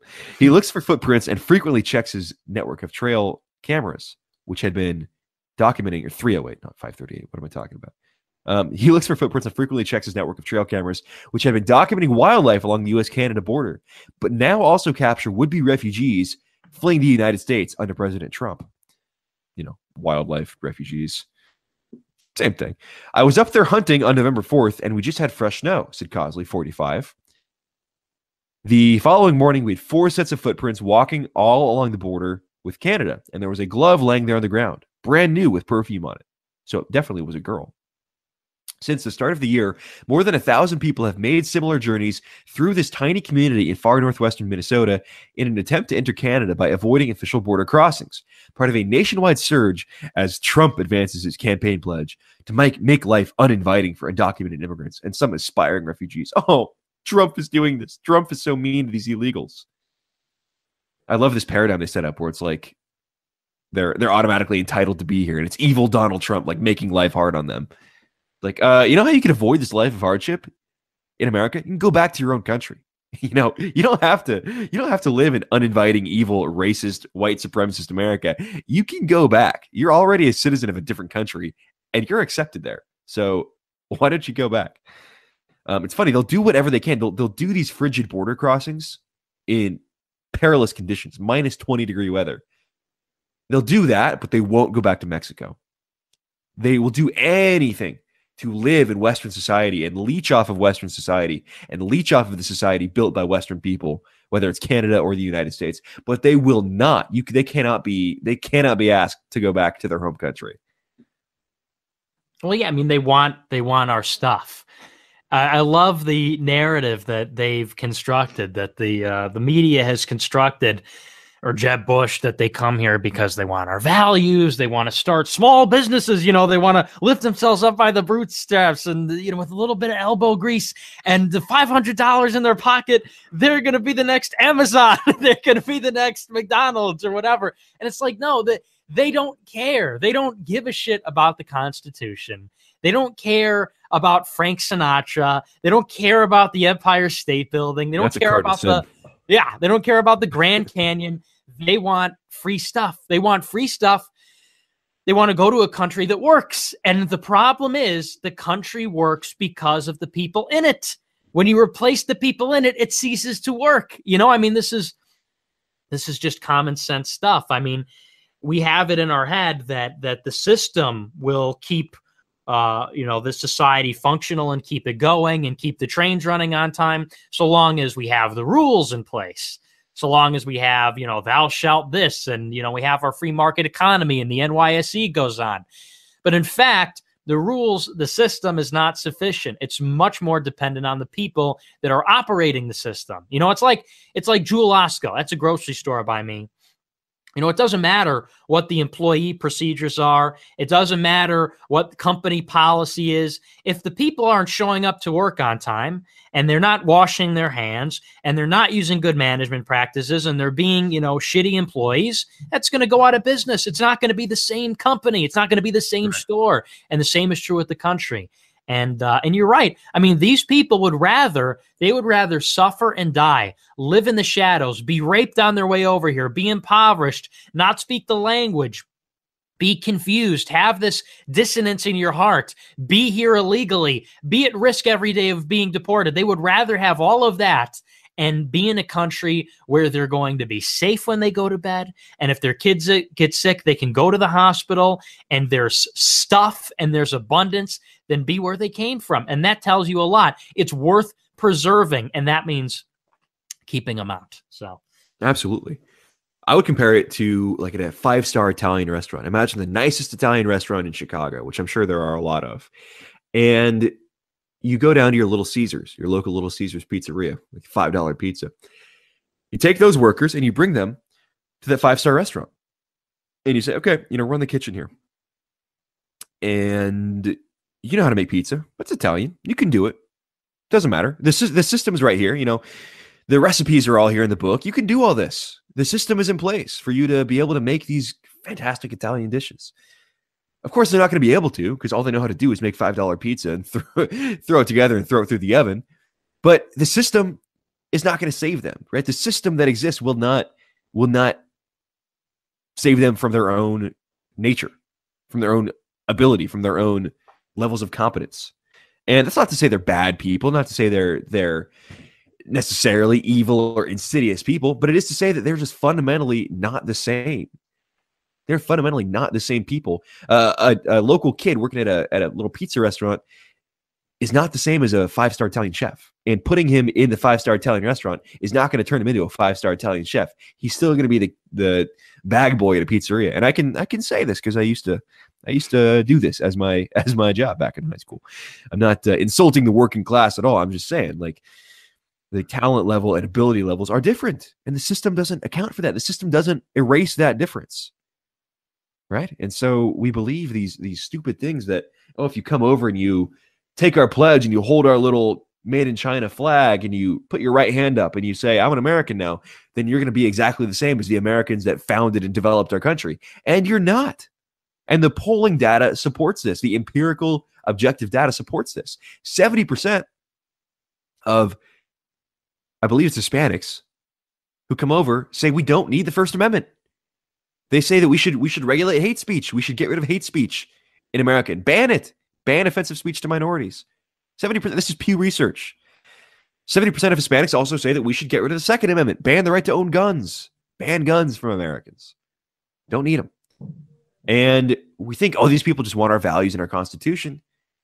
And people still, I see conservatives still make this argument that these people just come over because they want to have our values and our Constitution. No, they don't.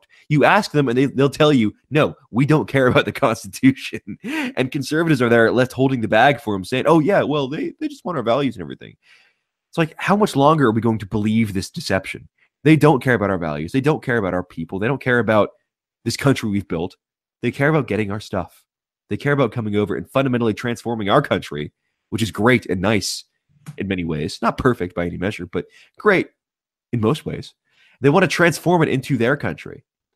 Maybe not knowingly, but that's what's going to happen. If they replace us, if you replace the workers at the five-star Italian restaurant with Little Caesars bag boys, you're going to get Little Caesars quality. That's all. That's all there is to it. All there is to it. A Ghanaian woman, Ghanaian woman from Ghana's body was found in a ditch near this small Minnesota town in May. She was an asylum seeker who succumbed to hypothermia while trying to cross the border. Residents fear there will be calamities in coming months as travelers encounter winter here, where a frigid northwestern wind scours barren fields, separating Minnesota from Canada's Manitoba province. Well, let's just say this. If you are too low IQ and too dumb to figure out that you need a winter coat to cross the border, maybe you don't belong in the West. Maybe that's a natural selection at work there.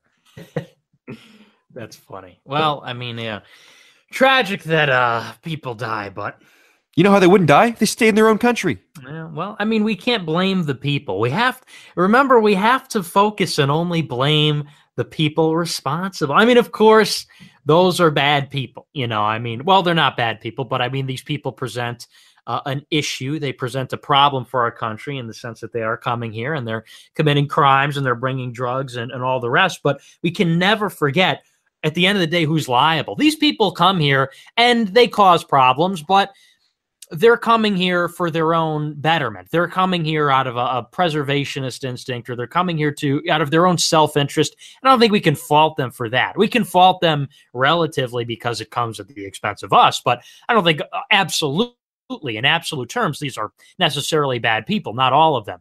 But the people that are always necessarily bad, the people that are necessarily always bad, are the people that bring them here, the people that take our money, take our taxes, they take our votes, they pay lip service to our people, and then they bring these people in here and they cause the problem. So these are the people at the end of the day who must be held accountable. These are the people that get the squads. This woman would still be alive if she hadn't been in America. That's right. She might have been killed by some, slumlord in her own country, sure, because her country is a shithole. Ghana is garbage. But she would not have frozen to death if she wasn't brought here by the globalists. She wasn't imported here.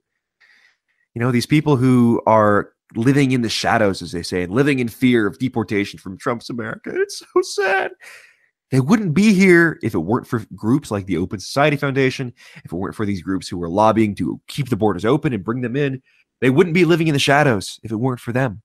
Same thing in Europe. These migrants that are suffering so bad in Europe, and they can't see their families. They'd be able to see their families just fine if they were back in Libya or back in Syria or back wherever they came from. They'd be able to see their families just fine.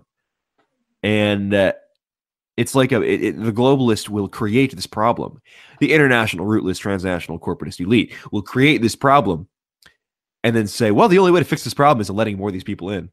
Or the only way to fix this problem is by just legalizing him and making him citizens. That's the only way to fix the problem. It's like, well, the problem wouldn't be here if you didn't create the problem in the first place. Illegal immigration would not be a problem if you hadn't been incentivizing it and using corporations to hire illegal aliens. Right? If illegal aliens knew they couldn't work in the U.S., they wouldn't come. Or they'd be less likely to come anyways. Mm-hmm. If the welfare system and the economy didn't cater to them, they wouldn't come. They just simply couldn't survive in America. But because of the globalist manipulation of the economy that has allowed corporations to hire illegals willy-nilly all they want, they've created an incentive structure where illegals then come here. And then what do? They say, oh, well, these people are living in fear. We have to legalize them. It's like, no, we never wanted them here. They were never welcome here. We never needed them here. And we're sure as hell not going to legalize them. We're not going to reward their misbehavior and their invasion of our country. When the Americans stormed the beaches of Normandy Did the Germans hand out visas, or did they shoot back? You know, when your shores are being invaded, you are supposed to respond with self-preservation in mind, not with appeasement of the sensibilities of media elites to not look mean. I don't know. It's just, it pisses you off to see this happening because it's such a backward situation. And like back in the 120 years ago in the Wild West, this was not even a consideration. Yeah, I don't know. I don't know when we decided this was a good idea. I didn't come on the scene until pretty recently, 1998. That's about when I rolled up, and by then it was basically decided. So I don't know what they told everybody that made everyone get on board with this shit. I don't know what they were telling everybody before that everybody thought, hey, let's bring over all of Central America and some of Africa and eventually a ton of Asia. And everyone was like, yeah, good idea. Anyone who opposes that is a bad person. I don't know what they were telling him. I don't know if they put something in the food or what, but fluoride in the water. Estrogen, birth control. It only took me soy 18 years to figure out this is retarded, actually. So I don't know. What are we gonna do? Who knows? If I had that Sam Hyde drop. That would be the answer. This is from one of the local guys, a council member and firefighter in the Canadian municipality of Emerson Franklin, says that local rescue squads are now getting called out several times a month after receiving emergency calls from lost or disoriented asylum seekers. It seems that the worse the weather, the more people we can get, said Johnston, noting that temperatures can drop to minus 20 Fahrenheit in the winter. They're calling 911, but it can get so cold their phones go dead. You know where their phones wouldn't go dead? Back in Mexico. He says that families become separated as they try to cross the border. Oh, you know where their families wouldn't be separated? Back home. This is there was another quote in here that was pretty fantastic. Oh, this is great. Abdullah Kiatamba, executive director of the African Immigrant Services in suburban Minneapolis, said worries about migrant status are well-founded as U.S. policy shifts. A lot of people are concerned and think that it's better in Canada and they can create a new life instead of waiting hopelessly and endlessly that something will change there, Kiatamba said. There are three layers to this: a new anti-immigrant bias, unpredictably, and the trauma of waiting to see if there will be more cancellations of protected status. Yeah, this is what you get when you illegally immigrate to a country. Are you surprised? Are you shocked? Yeah.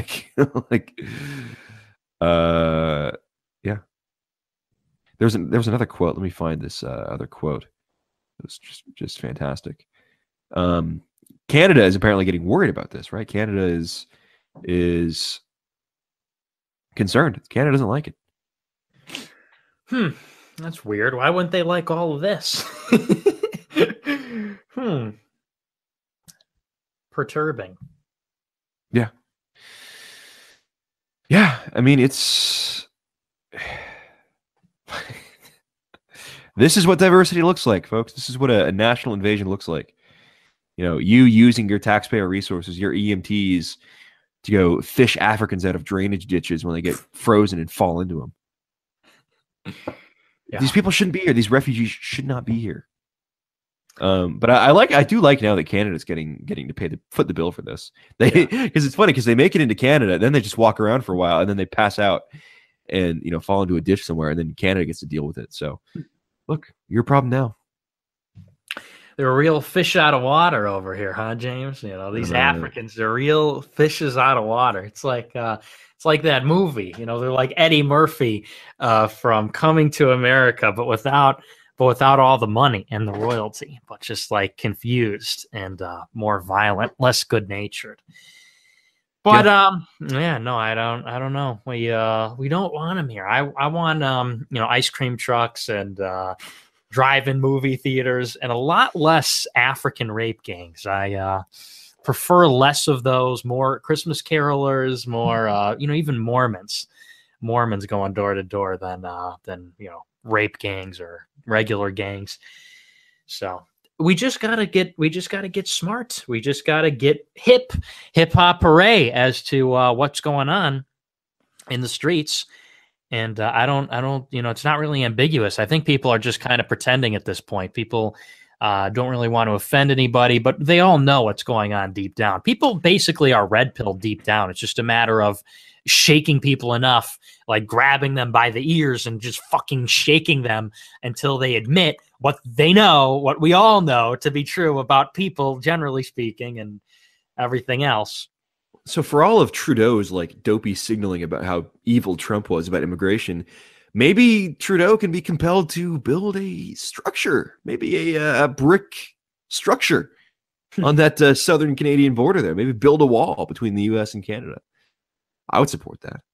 I think that's what we need. That would certainly solve the problem. So speaking of problems, this Mueller guy and Rod Rosenstein are both a little bit of a problem for President Trump and for America. It's from Fox News. I'm sure you saw this week. Top Republicans are turning their focus to FBI Deputy Director Andrew McCabe as they scrutinize a host of anti-Trump texts exchanged between two bureau officials, raising questions about one in particular that seemed to reference an insurance policy against a Trump presidency. So what's going on here is that two FBI officials, Peter Strzok and Lisa Page, were banging. Peter Strzok's wife, who he was cheating on with Lisa Page, works at Fusion GPS. And they were both involved with Robert Mueller's Russia probe. And these texts are coming out now. This is a bombshell. These text messages are coming out. Apparently, Lisa and Andy met. Lisa Page and Peter Strzok of the FBI had a meeting with Andrew McCabe, the now director of the FBI, in his office. He was the deputy director. They met in his office and discussed forming an insurance policy in the case of a Trump presidency, against the Trump presidency. And this is being discussed on FBI time in an FBI office. And there's a lot of text here coming out about their work to undermine Trump and their hatred of Donald Trump. And Rosenstein and Mueller are out there defending the guy. They're defending this. They're saying, oh, there's nothing to see here. This whole thing is highly suspect. I cannot believe this is still going on. Yeah, I don't know how anybody could see or not see, rather, that this is completely politically motivated. After you have, last week it was the two people that donated $62,000 to Obama and to other Democratic candidates, and you had Strzok with the anti-Trump texts. You had that other fella who was sending the email to Sally Yates. I mean, this investigation needs an investigation. It's so obvious what this is, this political witch hunt. And the longer that this drags out, I think the better it is for us. The longer that this charade goes on, and it's just been made such a farce out of it. They had something, I believe. They had kind of the beginnings of a case months ago. And if they never looked into it very much, they would have that talking point. But they've ruined, they've beat this horse to death so much and actually exposed themselves that it's become a net negative. Like, they could have said after the election, technically it's legitimate because Jeff Sessions and Michael Flynn and and maybe somebody might be convinced by that. But that they've went balls to the wall on this and embarrassed themselves to the extent that they have. I mean, what a joke. What a catastrophe for the Democrats. It's just not a good look. And the longer it goes on, I think the better for our fella in the White House. Yeah, and you'll see that the charges they came up with, that they've come up with so far, have not been related to Russia at all. None of the charges have any relation to Russia. The only tangential relation to, I should say, no relation to Russia and the 2016 campaign. I forget exactly what Manafort was done for, but I think it was like money laundering they got Manafort for. And like acting as a foreign agent without registering, which, is bad. But it's not like 2011. This was in 2011. It was for Ukraine. Right. When he was helping overthrow Ukraine. Like, this was way before Trump, before he ever knew Donald Trump. And Flynn was done for lying to the FBI about doing his job. Like, Flynn realistically never should have told the FBI that he didn't meet with Russia, or that he didn't call Russia. Because he did, but that's part of his job. As incoming director of intelligence, his job is to normalize relations with other powers. And the only calls Flynn had with Russia were after the election was over. Totally legitimate. Obama's administration did this. The Bush administration did this. Every administration has done this for as long as modern history, right? For as long as Russia has existed, not the Soviet Union. This has been what is standard fare for diplomats to normalize relations. So Flynn got railroaded. Manafort was dirty 5 years ago. And that's all they got. That's all there is on this. And frankly, I think it's time for Donald Trump to set some kind of ultimatum and come out and say, look, either you get these charges done within the next month or this thing is over. This thing is over. Sessions could also step in and fire him. And I would appreciate if Sessions were to show that initiative, but I don't think that's going to happen. But you're right. This has gone on for so long. Nothing real can come out of this. There's nothing real they can come up with that is legitimate. If they do come up with any charge against Trump, you know it's going to be some kind of like financial misdeed and like some like accounting error from the 80s is what they're going to try to get him on. Not even relating to Russia, because there is no Russian collusion story. Yeah, it's looking like Sessions perhaps recused himself to allow this thing to burn himself out, I feel like. I think it's a lot of what Trump has been doing is starting to make sense as the presidency goes on, in the sense that, a lot of people wanted Sessions to intervene right away, or for Trump to fire Mueller, or for him to pardon Flynn, or what have you. But by taking this hands-off approach, even the mainstream media is criticizing the special counsel, which you wouldn't have seen that. The opposite would have happened if Trump dissolved it, if Sessions interceded, if there was any kind of interference, the media would cry bloody murder. The Democrats would cry bloody murder. Look, he's obviously, there's your smoking gun. He tried to cover it up. He tried to cover up the investigation. But by letting this play itself out and with no interference from the White House or the AG or the Justice Department or anything like that, it's been laid on full display for everybody to see that it's total BS. So I don't know. I think there's a case to be made for intercession, but also I think a case is being made for why there has been a seeming abstinence from this whole situation from certain elements in the White House. So, I mean, I guess we'll see how it plays out ultimately, but I think it's been played pretty shrewdly so far. Yeah. Yep. The hope is that it just gets wrapped up before 2018 and before the 2018 elections have a chance. Because if the Democrats are able to run on, hey, get us elected, we'll impeach Trump, we'll use Mueller to impeach Trump. And if that cloud is still hanging over him by the 2018 midterms, that could be political windfall for the Democrats. So we just hope it's resolved by the 2018 elections before then. Another thing getting resolved is going to be James Fields, the pilot, the commander in the cockpit of the Challenger of Peace back in Charlottesville. Of course, James Fields is the man who was accused of killing Heather Heyer in the scrum there in Charlottesville with the Dodge Challenger. Of course, the truth about this is that Heather Heyer was never hit by the Challenger. Heather Heyer died of a heart attack.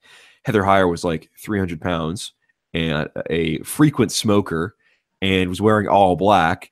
And it was like 100 degrees that day in Virginia. And that combination of factors and the stress of the heart attack, the stress of the car crash, caused her to have a heart attack. Like medically, that makes perfect sense, right? That someone who's obese would suffer a heart attack under those conditions. But didn't she get hit by the car? She did not. Are you sure about that? 100%. Car never touched her. The car never touched Heather Heyer, and there's video evidence proving that she was never hit. And they did a CPR on her and tried to bring her back, and it looked like a kid jumping on a waterbed there on the chest. It was pretty gross. And now from NPR, the prosecutor has made the decision to charge him with first-degree murder. Okay, his charge has been upgraded from second-degree murder to first-degree murder. Now, first-degree murder requires premonition and intent. Okay, first-degree murder is what people get charged with when they go and they go into someone's house and sneak up on someone and like slash their throat and carve them up in a bunch of little pieces, right? That's what gets you first-degree murder. Like intent, stalking, killing someone, that is first-degree murder, the most horrific of crimes. And they're trying to get Fields on first-degree murder now. And the way the system works, the way the legal system works, is a jury can upgrade a charge, but they cannot downgrade a charge. Okay, so if Fields goes before the court and he faces a jury, they must convict on first-degree murder or nothing, or he walks. Right? So there's no way. If he has a half-decent lawyer, any lawyer in the world can get him off of first-degree murder charges. And it's looking like this is a huge strategic mistake for the prosecution because there's no way he gets convicted of first degree. James Fields is going to walk. I don't know. They'd have to be pretty confident to upgrade the charges, don't you think? I mean, do you think? Well, the reason they're doing it is because they want him to plead.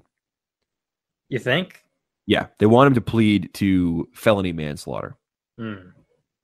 And it's a compelling bargain because first degree murder, you can get life in prison. Well, if there's video evidence that he didn't hit her, why would he take a plea? If that exists, why would they try and make this deal with him? Well, to get him off first degree murder, all they have to prove is that he didn't premeditate this. Yeah, so but if that's the case, why would they try and make this deal? If it's as easy as you say it is, then why would they try and use this to get him to accept a plea bargain if they know they have no leverage? Well, this is the leverage that they have. The leverage that they have is counting on him to have a bad attorney and counting on him to be afraid of getting life in prison. Because this is how it works in criminal justice. They will overcharge to convict people or to convince people to plead down. Right? You see this all the time in cases where they'll charge someone with first degree manslaughter in like a drunk driving case, but they'll get them, instead of going to trial with it, they'll get them to plead down to third or fourth degree manslaughter, which carries, instead of a 40-year prison sentence, a 5-year prison sentence. So it's basically, I mean, Trump writes about this in The Art of the Deal, right? Where you ask for more than you actually want and negotiate down. That's a common premise and method of negotiation. I know what that is.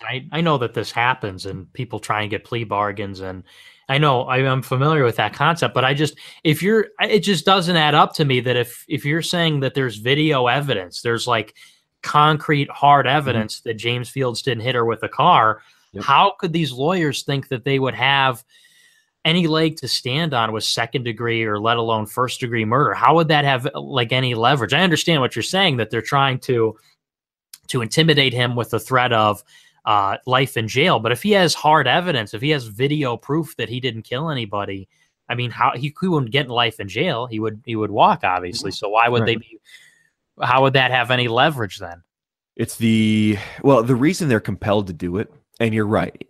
In most circumstances, this probably wouldn't happen. In most circumstances, they would go for like a vehicular manslaughter charge and like another manslaughter charge, right? They'd go for something like that, and then they would plead him down to one manslaughter charge, or to one, or they try for secondary murder and then take third degree manslaughter, something like that.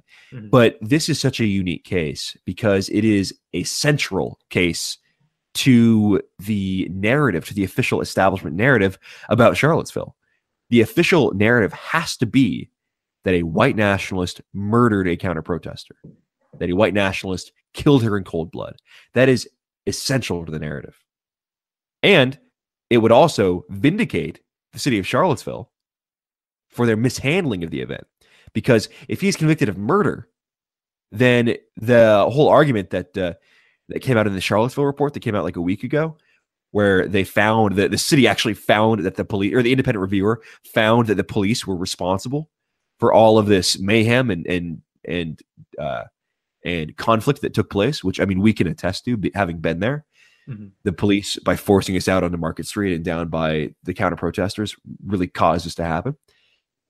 If they can get Fields on murder, then that narrative takes a blow, because the violence will have been found to have been caused by a jury, by a court, will have found to have been caused by the evil racist Unite the Right demonstrators. So this is a very important case for the establishment and their narrative on Charlottesville, and that is why they're so intent to railroad Fields with this charge. I don't know. I never believed the idea that he didn't hit her. I mean, I didn't look at all that evidence at the time, but I just feel like if that were true, people wouldn't just like ignore it. But just generally, and when anybody brings up the Charlottesville stuff, I mean, even the police report a couple of weeks ago, like, I get it, but I don't know. I mean, the narrative was already decided from Charlottesville. You know what I mean? Like it or not, whether he hit her or he didn't, or whether the police report came out or it didn't, like, that was already decided, judge, jury, and executioner by the news media and by the public in some capacity. And it was a loss. I think it was a big loss. And to keep trying to rehabilitate it or resuscitate it, I don't know why people are like fixated on it still. Like, why, I mean, James Weeks, he was in Vanguard America. He did drive through that crowd. I mean, whether or not that was because he got scared or whatever,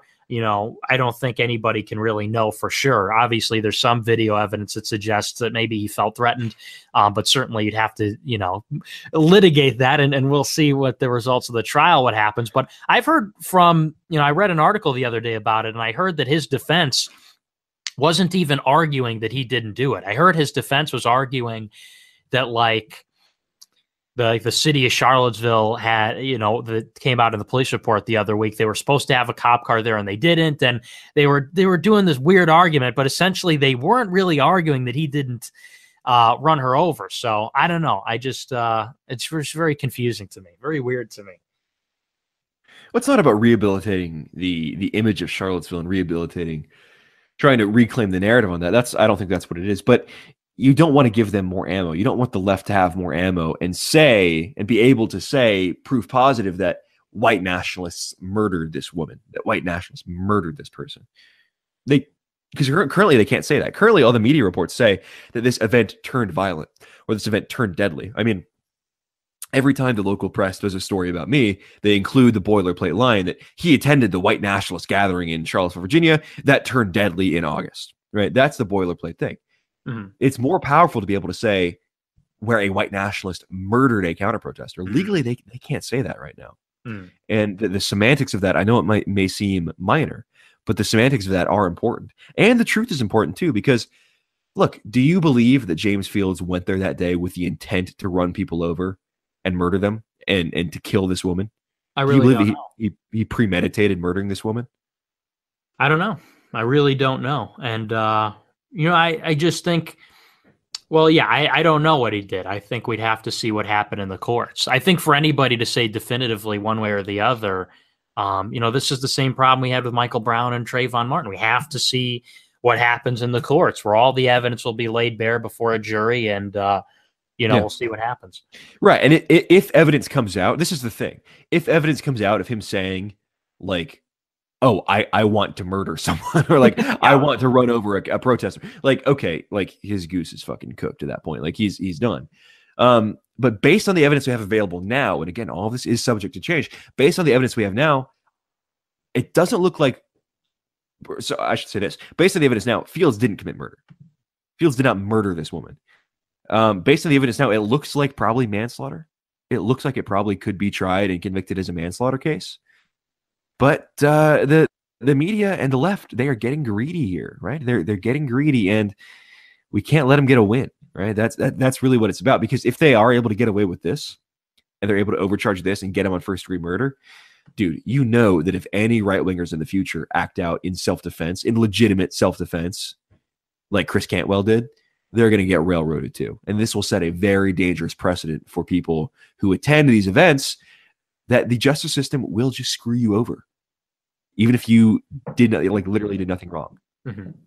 So I think we need to get a win here, and it's looking like there's going to be one. Yeah, hopefully. Well, I just hope justice is served in this case, because if he didn't do that, if it wasn't intentional, and they try and charge him, and he didn't in fact kill her, then hopefully he gets off. But if he did, then he's got to go. So I just hope that all the evidence is presented, and we'll see. Because admittedly, this was kept pretty quiet after Charlottesville. Like, it came out, it was like, white nationalist killed, it was terrorism, white nationalist kills Heather Heyer, and and then it got memory hold. Like, who was this James Weeks guy? We never heard about him again. We never heard who he was, what he was doing there, if there was any evidence, the whole 9 yards, or this alternative theory that he never hit Heather Heyer. I mean, that just never was presented in the press. So I just hope the truth comes out, to be honest, because I'm getting real sick of all this, the obfuscations whenever you have these events, whenever you have these very visceral visual events, and they're very striking and they happen, and then you never hear about them again. Vegas comes to mind, Texas comes to mind, some other things come to mind. So I just want to see what this was all about, because I don't think we ever got to the bottom of it. Yeah, and there's actually this video here. It's called a video on YouTube called "Drone Captures Video of Car Plowing in a Crowd in Charlottesville," and this video angle shows that he didn't hit Heyer. There's another aerial shot, I believe, from a building or from a helicopter that shows the crash as well. It shows that he didn't hit Heyer. It's well established. I mean, everybody acknowledges he didn't hit her. I think even the prosecution acknowledges that he didn't hit her, that his actions contributed to her death, though, that the stress contributed to her death. But dude, this is a very winnable case for the defense, and they played themselves here. All right, we'll skip this one story. Let's touch on this real quick. A story from Seattle Times that kind of triggered me this morning as I was reading and enjoying my coffee. Admittedly, I did not enjoy coffee this morning out of the America First mug. I was enjoying it out of the 770 KTTH conservative talk radio mug that I have here. Nice design. This is another 16-ounce mug, and good design on this one. But this story from Seattle Times. In Seattle public schools, only 1.6% of kids in gifted education programs are Black, though Blacks represent more than 15% of the overall student population. I wonder why that is.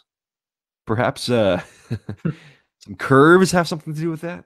Some curves that may be in the shape of a bell have something to do with why Blacks are underrepresented in gifted education. But across the country in Miami-Dade County Public Schools, a different approach to identifying highly capable students has helped build more diverse gifted programs. Isn't that sweet? Many Washington school programs are failing to bring kids of all backgrounds into their programs, resulting in stunning inequities. We've confused becoming privileged and being gifted, one expert told the Times. In Miami, the Florida School District now seeks English learners and kids from households with low incomes, uses special standards to place them in gifted programs, and provides them with support to succeed.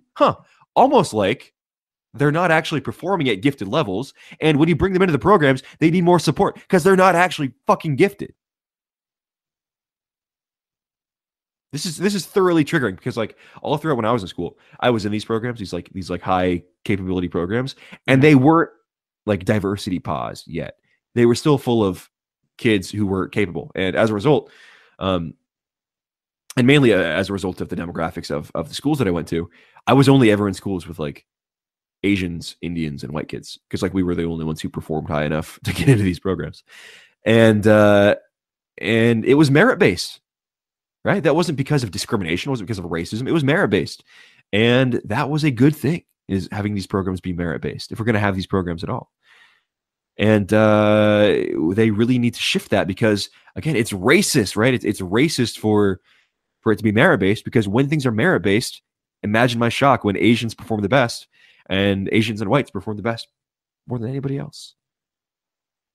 Yeah, I mean, we all know what's going on. We all know what everybody knows this stuff, but we just don't want to say it because we don't like the implications of it. I think everybody knows this stuff, and even the people that see the evidence, even people that see the data, see the graphs and the charts and everything, they don't want to believe it because they don't like what the implications are, because the consequences of it are difficult, I think, for people to wrap their heads around in the sense that, in a way, it's kind of sad. Inequality is, I think it's a real thing, but it's also a sad thing. It's also, one of these things where ideally we would like it to be one way, but unfortunately the data tells us it's another way. And, the Asian example is the one thing that you can't ignore, because they want to explain away Black failure by saying white privilege, that white people have a material advantage, white people have a cultural advantage. They come up with all kinds of scholarship to excuse this disparity between the races, whether it's, well, you know, they have more money, they have more stable parents, they didn't have slavery, you know, it's culturally more Western and therefore easier for them. But with Asians, I mean, that flies in the face of every excuse that you can possibly give. I mean, I read one article many years ago that said, like, Chinese people are better at math because the Chinese language lends itself to memorization of numbers better because of like what the numbers are in Chinese, like how to articulate them verbally is shorter than in English and more intuitive. But I just think to myself, when you hear that shit, it's like, how much nonsense, how much are we going to obfuscate obvious differences between groups of people before everyone can just say, uncle, okay, fine, like this is how it is, we get it, you know? And yeah, you can't ignore it for long, but there it is. Well, and it's sad. We're trying to erase the biological, natural differences that make the world the diverse and different and interesting place that it is. We're trying to erase those differences in the name of this idea of egalitarianism. We're trying to erase natural phenomena in order to appease this sensibility we have that everyone should be exactly equal in capability and outcome and success. And the fact is, that's just not how nature works. That's not how the world works. There are faster cheetahs and there are slower cheetahs, and the slower cheetahs don't eat and they die out. And the less intelligent people don't survive the winter, right? In the olden days back in Europe, the people who were not as smart and had high time preference would die out because they wouldn't store food for the winter, right? This is the way nature is. Less intelligent people just don't make it in the same way in society as more intelligent people. And we should not be trying to change that phenomenon. That phenomenon exists. And it's so frustrating because we're disadvantaging kids who may come from poor white backgrounds, for example, or from poorer Asian backgrounds who are more intelligent because of these special standards, right? So you know, Jamal and Marcus could come from the same level of income, right? But because one of them is black, Jamal is going to make it into the program and Marcus is not. And Marcus may be getting better test scores than Jamal, right? And this is the thing. They're disadvantaging actual capable people. There's only a certain number of seats in the class, right? So someone has to lose their seat to these people who are coming in with these diversity visas and these diversity programs and these affirmative action programs. Somebody's losing their seat. And they're kicking out the white kids. They're kicking out the Asian kids in the name of getting more diverse, which really means anti-white. And it's just making the program worse off. And it makes it a worse environment for the actual gifted kids because now they have some kids who are not as smart as them in the program dragging the whole class behind. The class can't move as fast because they're sitting and having to explain things 10 times to this kid who just doesn't get it. And he's only in the program because of his race. Stupid. Not a serious country. Yeah. Well, I mean, it just comes down to if we wanted to be a serious country, we would have an education system that is merit-based and wants to elevate the people that are most capable. Of course, there's the social agenda that the left has, but the agenda that the right should have is that we want the best people to have the best resources at their disposal, educational resources in terms of teachers, classes, whatever they need to succeed. We should be enabling them to do that. The problem in this country is we spend all the money on the dumb kids and we elevate the dumb kids into the smart classes. And, obviously that comes to the detriment of the economy, comes to the detriment of the country at large. In China, they don't fuck around with this diversity stuff. They say you do good on the math test, you get into college, you're going to get the good jobs. And they did that in the Soviet Union. They do that in Japan. They do that in Canada. I'm sure they have diversity things in Canada as well. But I mean, the university system in the Commonwealth countries is geared towards allowing only the smart top tier people to access higher education resources. That's how it has to be if you want to be serious. Right. Right. That is exactly right. Very frustrating. Let's touch on the mailbag real quick and then we'll get on out of here. Dave asks, if the U.S. went to hell, is there a pseudo country you consider fleeing to? Yeah, Taiwan. Why Taiwan or Taiwan? Hong Kong? Is that because you're a Hapa? No, although I would consider the Philippines too because the cost of living there is very cheap. No, Taiwan is actually fairly nice in a lot of areas. Hong Kong is actually nicer. Hong Kong is more westernized to a large degree, and it's a weird kind of amalgam of Western civilization and East Asian civilization in a very good way, in a very positive way. I mean, there are issues there. Japan is fantastic. I probably couldn't get a visa to live in Japan though, being non-Japanese. So yeah, somewhere in East Asia, most likely. Philippines would be another option. You can live very well in the Philippines for not a lot of money. So that's definitely an option. Europe. There's not really a lot of places to go to, and I don't speak any Eastern European languages, so I wouldn't really be able to cut it. But Hong Kong or Taiwan would be nice, or the Philippines, because you can speak English and get along fine there.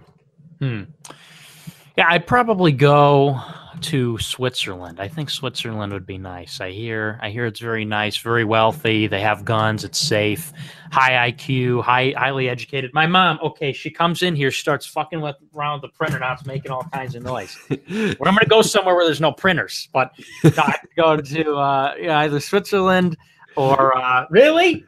I'm just unplugging it. You see some of that Italian rage come out, some flashes, some shades. That's your 2% black coming out. Your warrior gene expressing itself. Warrior gene, yeah, manifesting, yeah. Or Argentina. Argentina. If you look at like southern Argentina, like Buenos Aires, actually very European. A lot of Italians went there, and very beautiful, very nice, safe, no Muslims. So probably there. A lot of Germans there too. A lot of people of German descent. Yeah. Very compared to like Peru and Ecuador, which is like all Indian. Argentina is pretty white. Parts of it are.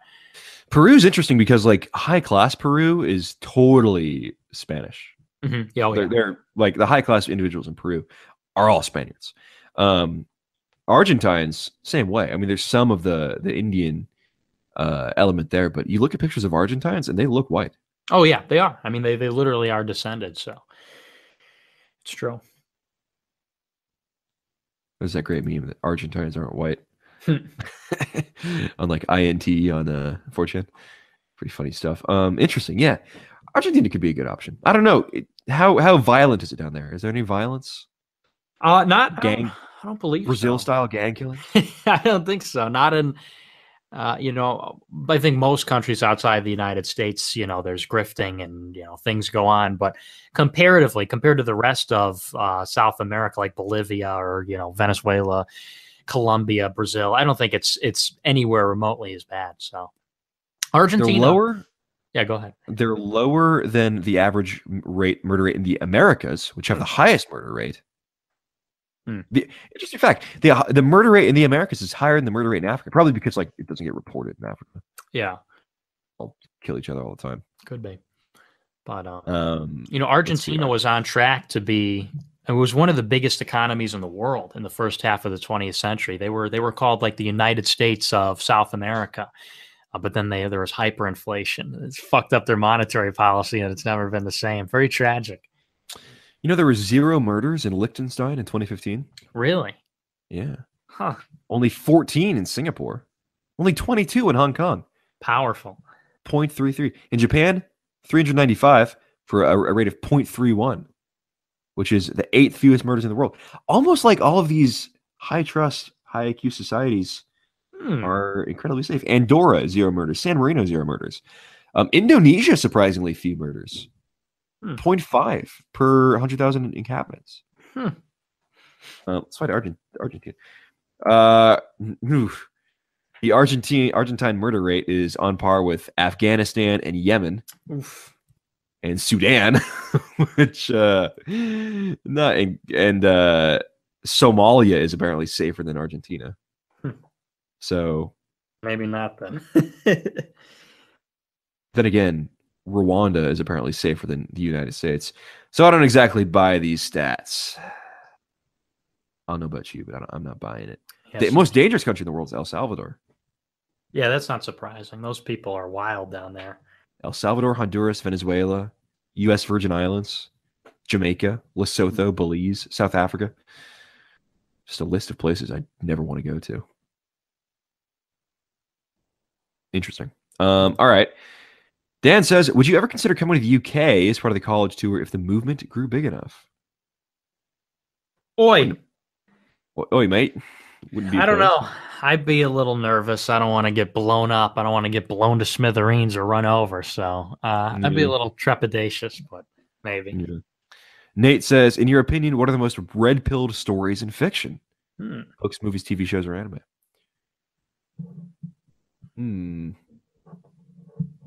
I think the most blue-pilled is Game of Thrones. Yeah, agreed. Like, everybody in Game of Thrones is like a beta. There are no alphas in Game of Thrones, except Jaime Lannister. I like him. I don't watch Game of Thrones, but I imagine that's the case. I didn't even watch this last season. It's just apparently it got so shitty. Not a fan. Red-pilled stories in fiction. That's a great question. Taxi Driver, very red-pilled. I think Nightcrawler is pretty red-pilled too. Yeah, that's a good one. Although it's also like degenerate in its own ways. I don't know. Let me look at my bookshelf. What do I have on my bookshelf? I don't really have any. I don't read that much fiction. Is the problem? I think I don't have that much fiction. Yeah, same. I think Moby Dick is actually pretty good red-pilled. Oh yeah, I hear that's great. It's all about man's struggle against nature. Very, very red-pilled. What's that other one? The Jack London, Into the Wild. Oh yeah, Jack London. Yeah, Call of the Wild. Yeah, not the one. It gets confused with that book about that like hippie weirdo who like goes and like dies in an abandoned bus or something. Yeah, by Krakauer. Yeah, no, that's not. That's Into the Wild. Yeah, that's not red-pilled. That's pretty retarded. Is that Into the Wild? Okay, what's the London is Call of the Wild, right? Yeah, Jack London. I read that when I was really young. One of my faves. Yeah, that's a good one. Set in Yukon, Canada. And then Into the Wild. I had to read that in some class in high school. I hated it. It was so dumb. It's like, I don't even understand the point. He like goes up there, doesn't know shit about survival, and just goes up there and like dies in a bus. Yeah. He survived for 113 days in the Alaskan wilderness, foraging for edible roots and berries, shooting game, and keeping a journal. Although he planned to hike to the coast, the boggy terrain proved too difficult, and he instead decided to camp in a derelict bus. Yeah. Sorry, dude. I don't know why you did that. Yeah, I just didn't think it was that interesting of a story to me personally. He was trying to be apparently like Henry David Thoreau and Jack London. But he was like some suburbanite. He was a suburbanite bugman.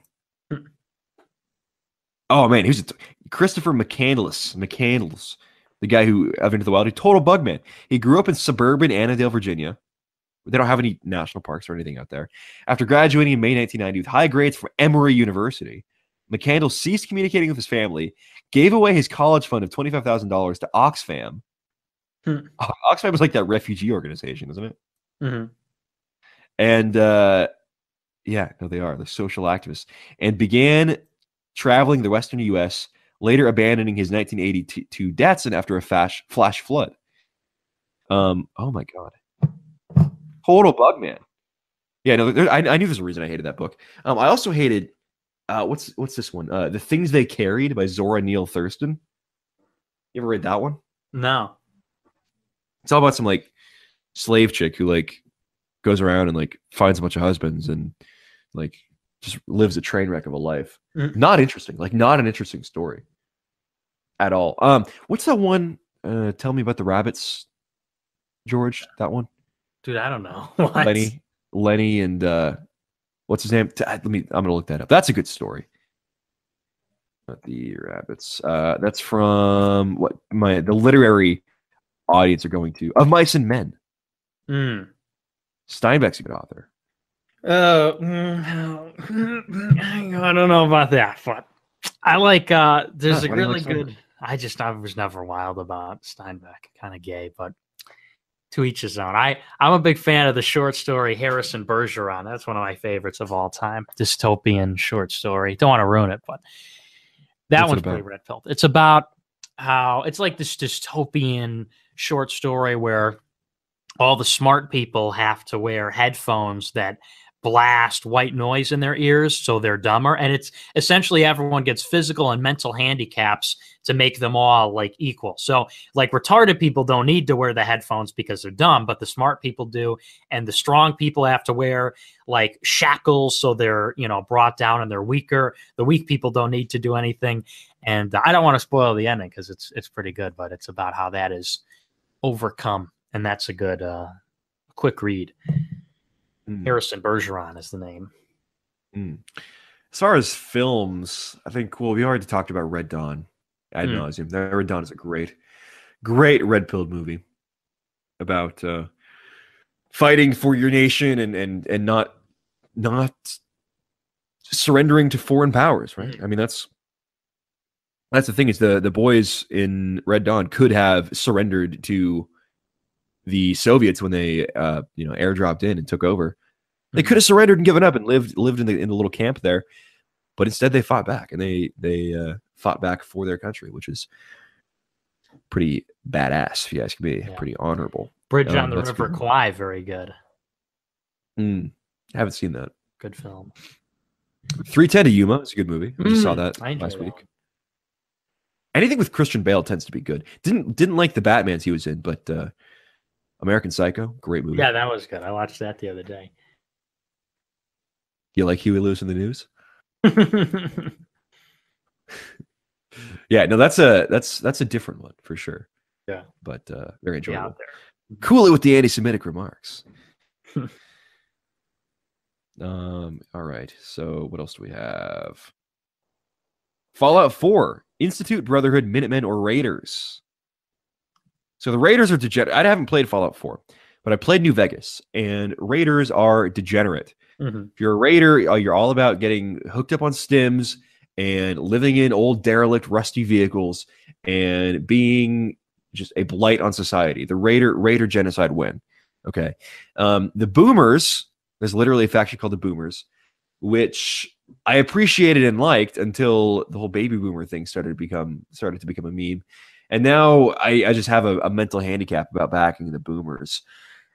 NCR are totally cucked. NCR want to reinstitute like Bugman, Globo Homo governance. Can't back NCR. They're awful. Caesar's Legion are pretty red-pilled.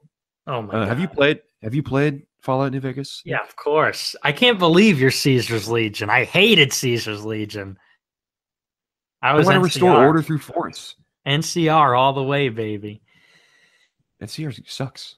They had better equipment. I hated Caesar's Legion. All those. That's why you kill the NCR and you take their equipment.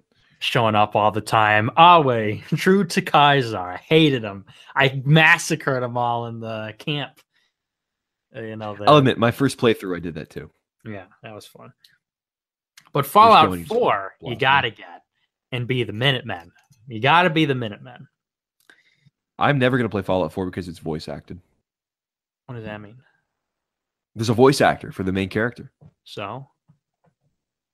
That breaks the immersion of an RPG. Oh, come on. RPG is all about creating your own character and writing your own story. You're able to do that. Right? No, give a voice actor. Ruins it. Okay, whatever. Ruins it. It's already worse than Fallout 3 just because I was a voice actor. Fallout 3 was garbage. Yeah, I agree with that. But not what you speak. You got to play. I know a lot of people didn't like it, but I liked it a lot. How do you not like Caesar's Legion? It's based on the ancient Roman Empire. Legionnaires are well-organized, culturally insular fighting force that operate east of the Colorado River and the Grand Canyon. Savages. They're savages, dude. They're animals. They're like ISIS or MS-13. Yeah, it's like they're they're like white ISIS, I guess. No, they're like the white Taliban.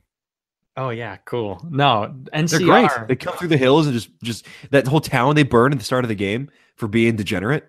They literally burn a town and like necklace a whole town of people for being degenerates. Yeah, no, we need order. We need order and hierarchy. Legion. They have order and hierarchy. There's no culture though. There's no high culture. An autocratic, traditionalist, imperialist, slaver society. Oh, but they're not civilized. That is civilization. This is the My difference between the Greco-Roman mindset and the Faustian Christian mindset.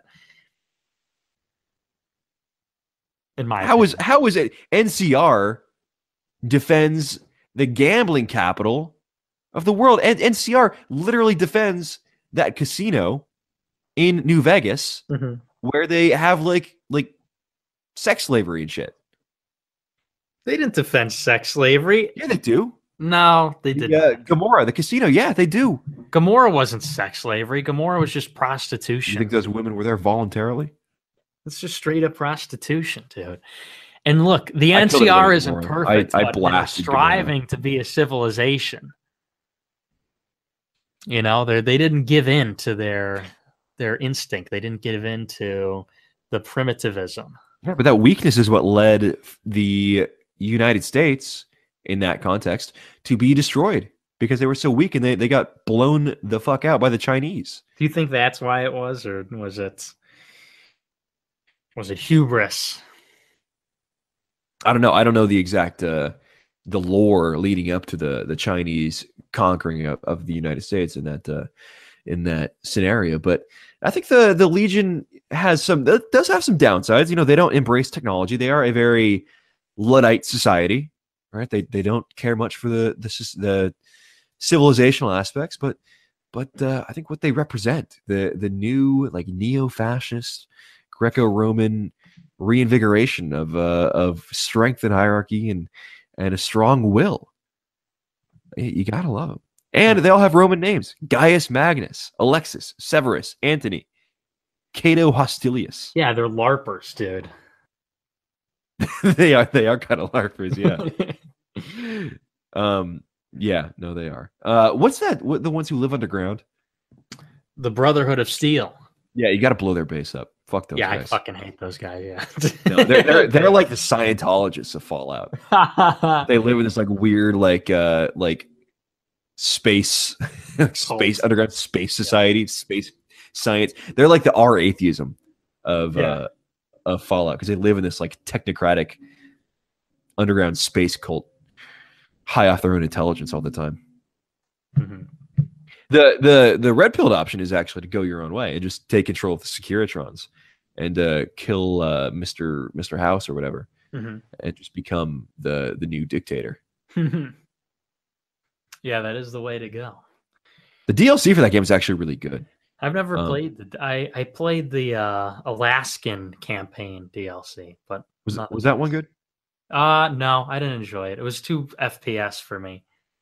Oh, because see, I didn't get to that one. I did I hated the casino one. The casino one kind of sucked, but the one where you go through the canyons and you go fight the Indians and stuff, that one was super cool. That was really, really enjoyable. I need to play that game again. I got to play through now that I'm a college graduate. I have time to play video, so I can make that happen. No, dude, Legion. Look at these pictures. The concept art, the Legion slave camps. It's all these guys in like Ray-Ban sunglasses with power rifles and like these LARPy Roman togas and stuff, like pushing slaves around and beating the crap out of slaves. Dude, badass. The whole thing is so badass. Oh man. NCR is civilized. You have to be civilized. Oh wait, Hail Kaiser. Forever. Matthew says, do you two see yourselves putting forward a blueprint or structure for more organized movement, including political platform, cultural platform, books, etc.? This would give us more of a rallying point versus personalities. We need action points. Yeah, it's a good idea. Agreed. We should do that. First action plan is playing New Vegas as the Legion and learning order and hierarchy. Pretty good first step.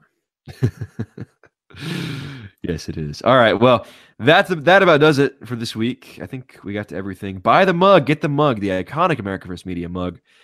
We'll ship it out to you as soon as we get them in. Those will be shipping out as soon as we get them, probably around the 28th as we'll get them out. There's so much demand, and we got so many printed this time that our supplier pushed us back past Christmas, which we were kind of pissed about. But it'll all work out. So we'll get those to you. So if you ordered after December 9th, I believe, you'll be getting it come like New Year's. So I do apologize. We do apologize for the 3-week delay on that, but it's not. It's kind of out of our hands. The supplier, we got to wait for them to print them all. They're all printed in America, so they got to print them all and then ship them to us, and we got to get them. So that's what's going on with that. So get in now. Get in the pre-order at amfirstmedia.com/shop. Get the iconic 16-ounce America First Media mug, and you will be in the exclusive club that has one. You know, the mug club. I saw the Roaming Millennial. You see this? Roaming Millennial and Ali Stuckey, two of our favorite people, got deals with CRTV. You can spend, what is it, like $80, and you get content from Mark Levin, and you get a crappy little mug.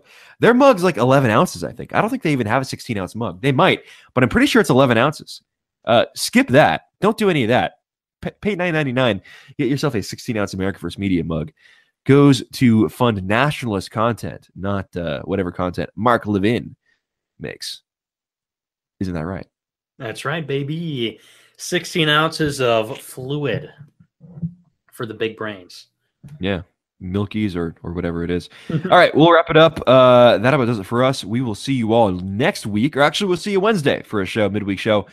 We'll see you Wednesday. Thanks for listening. Talk to y'all later.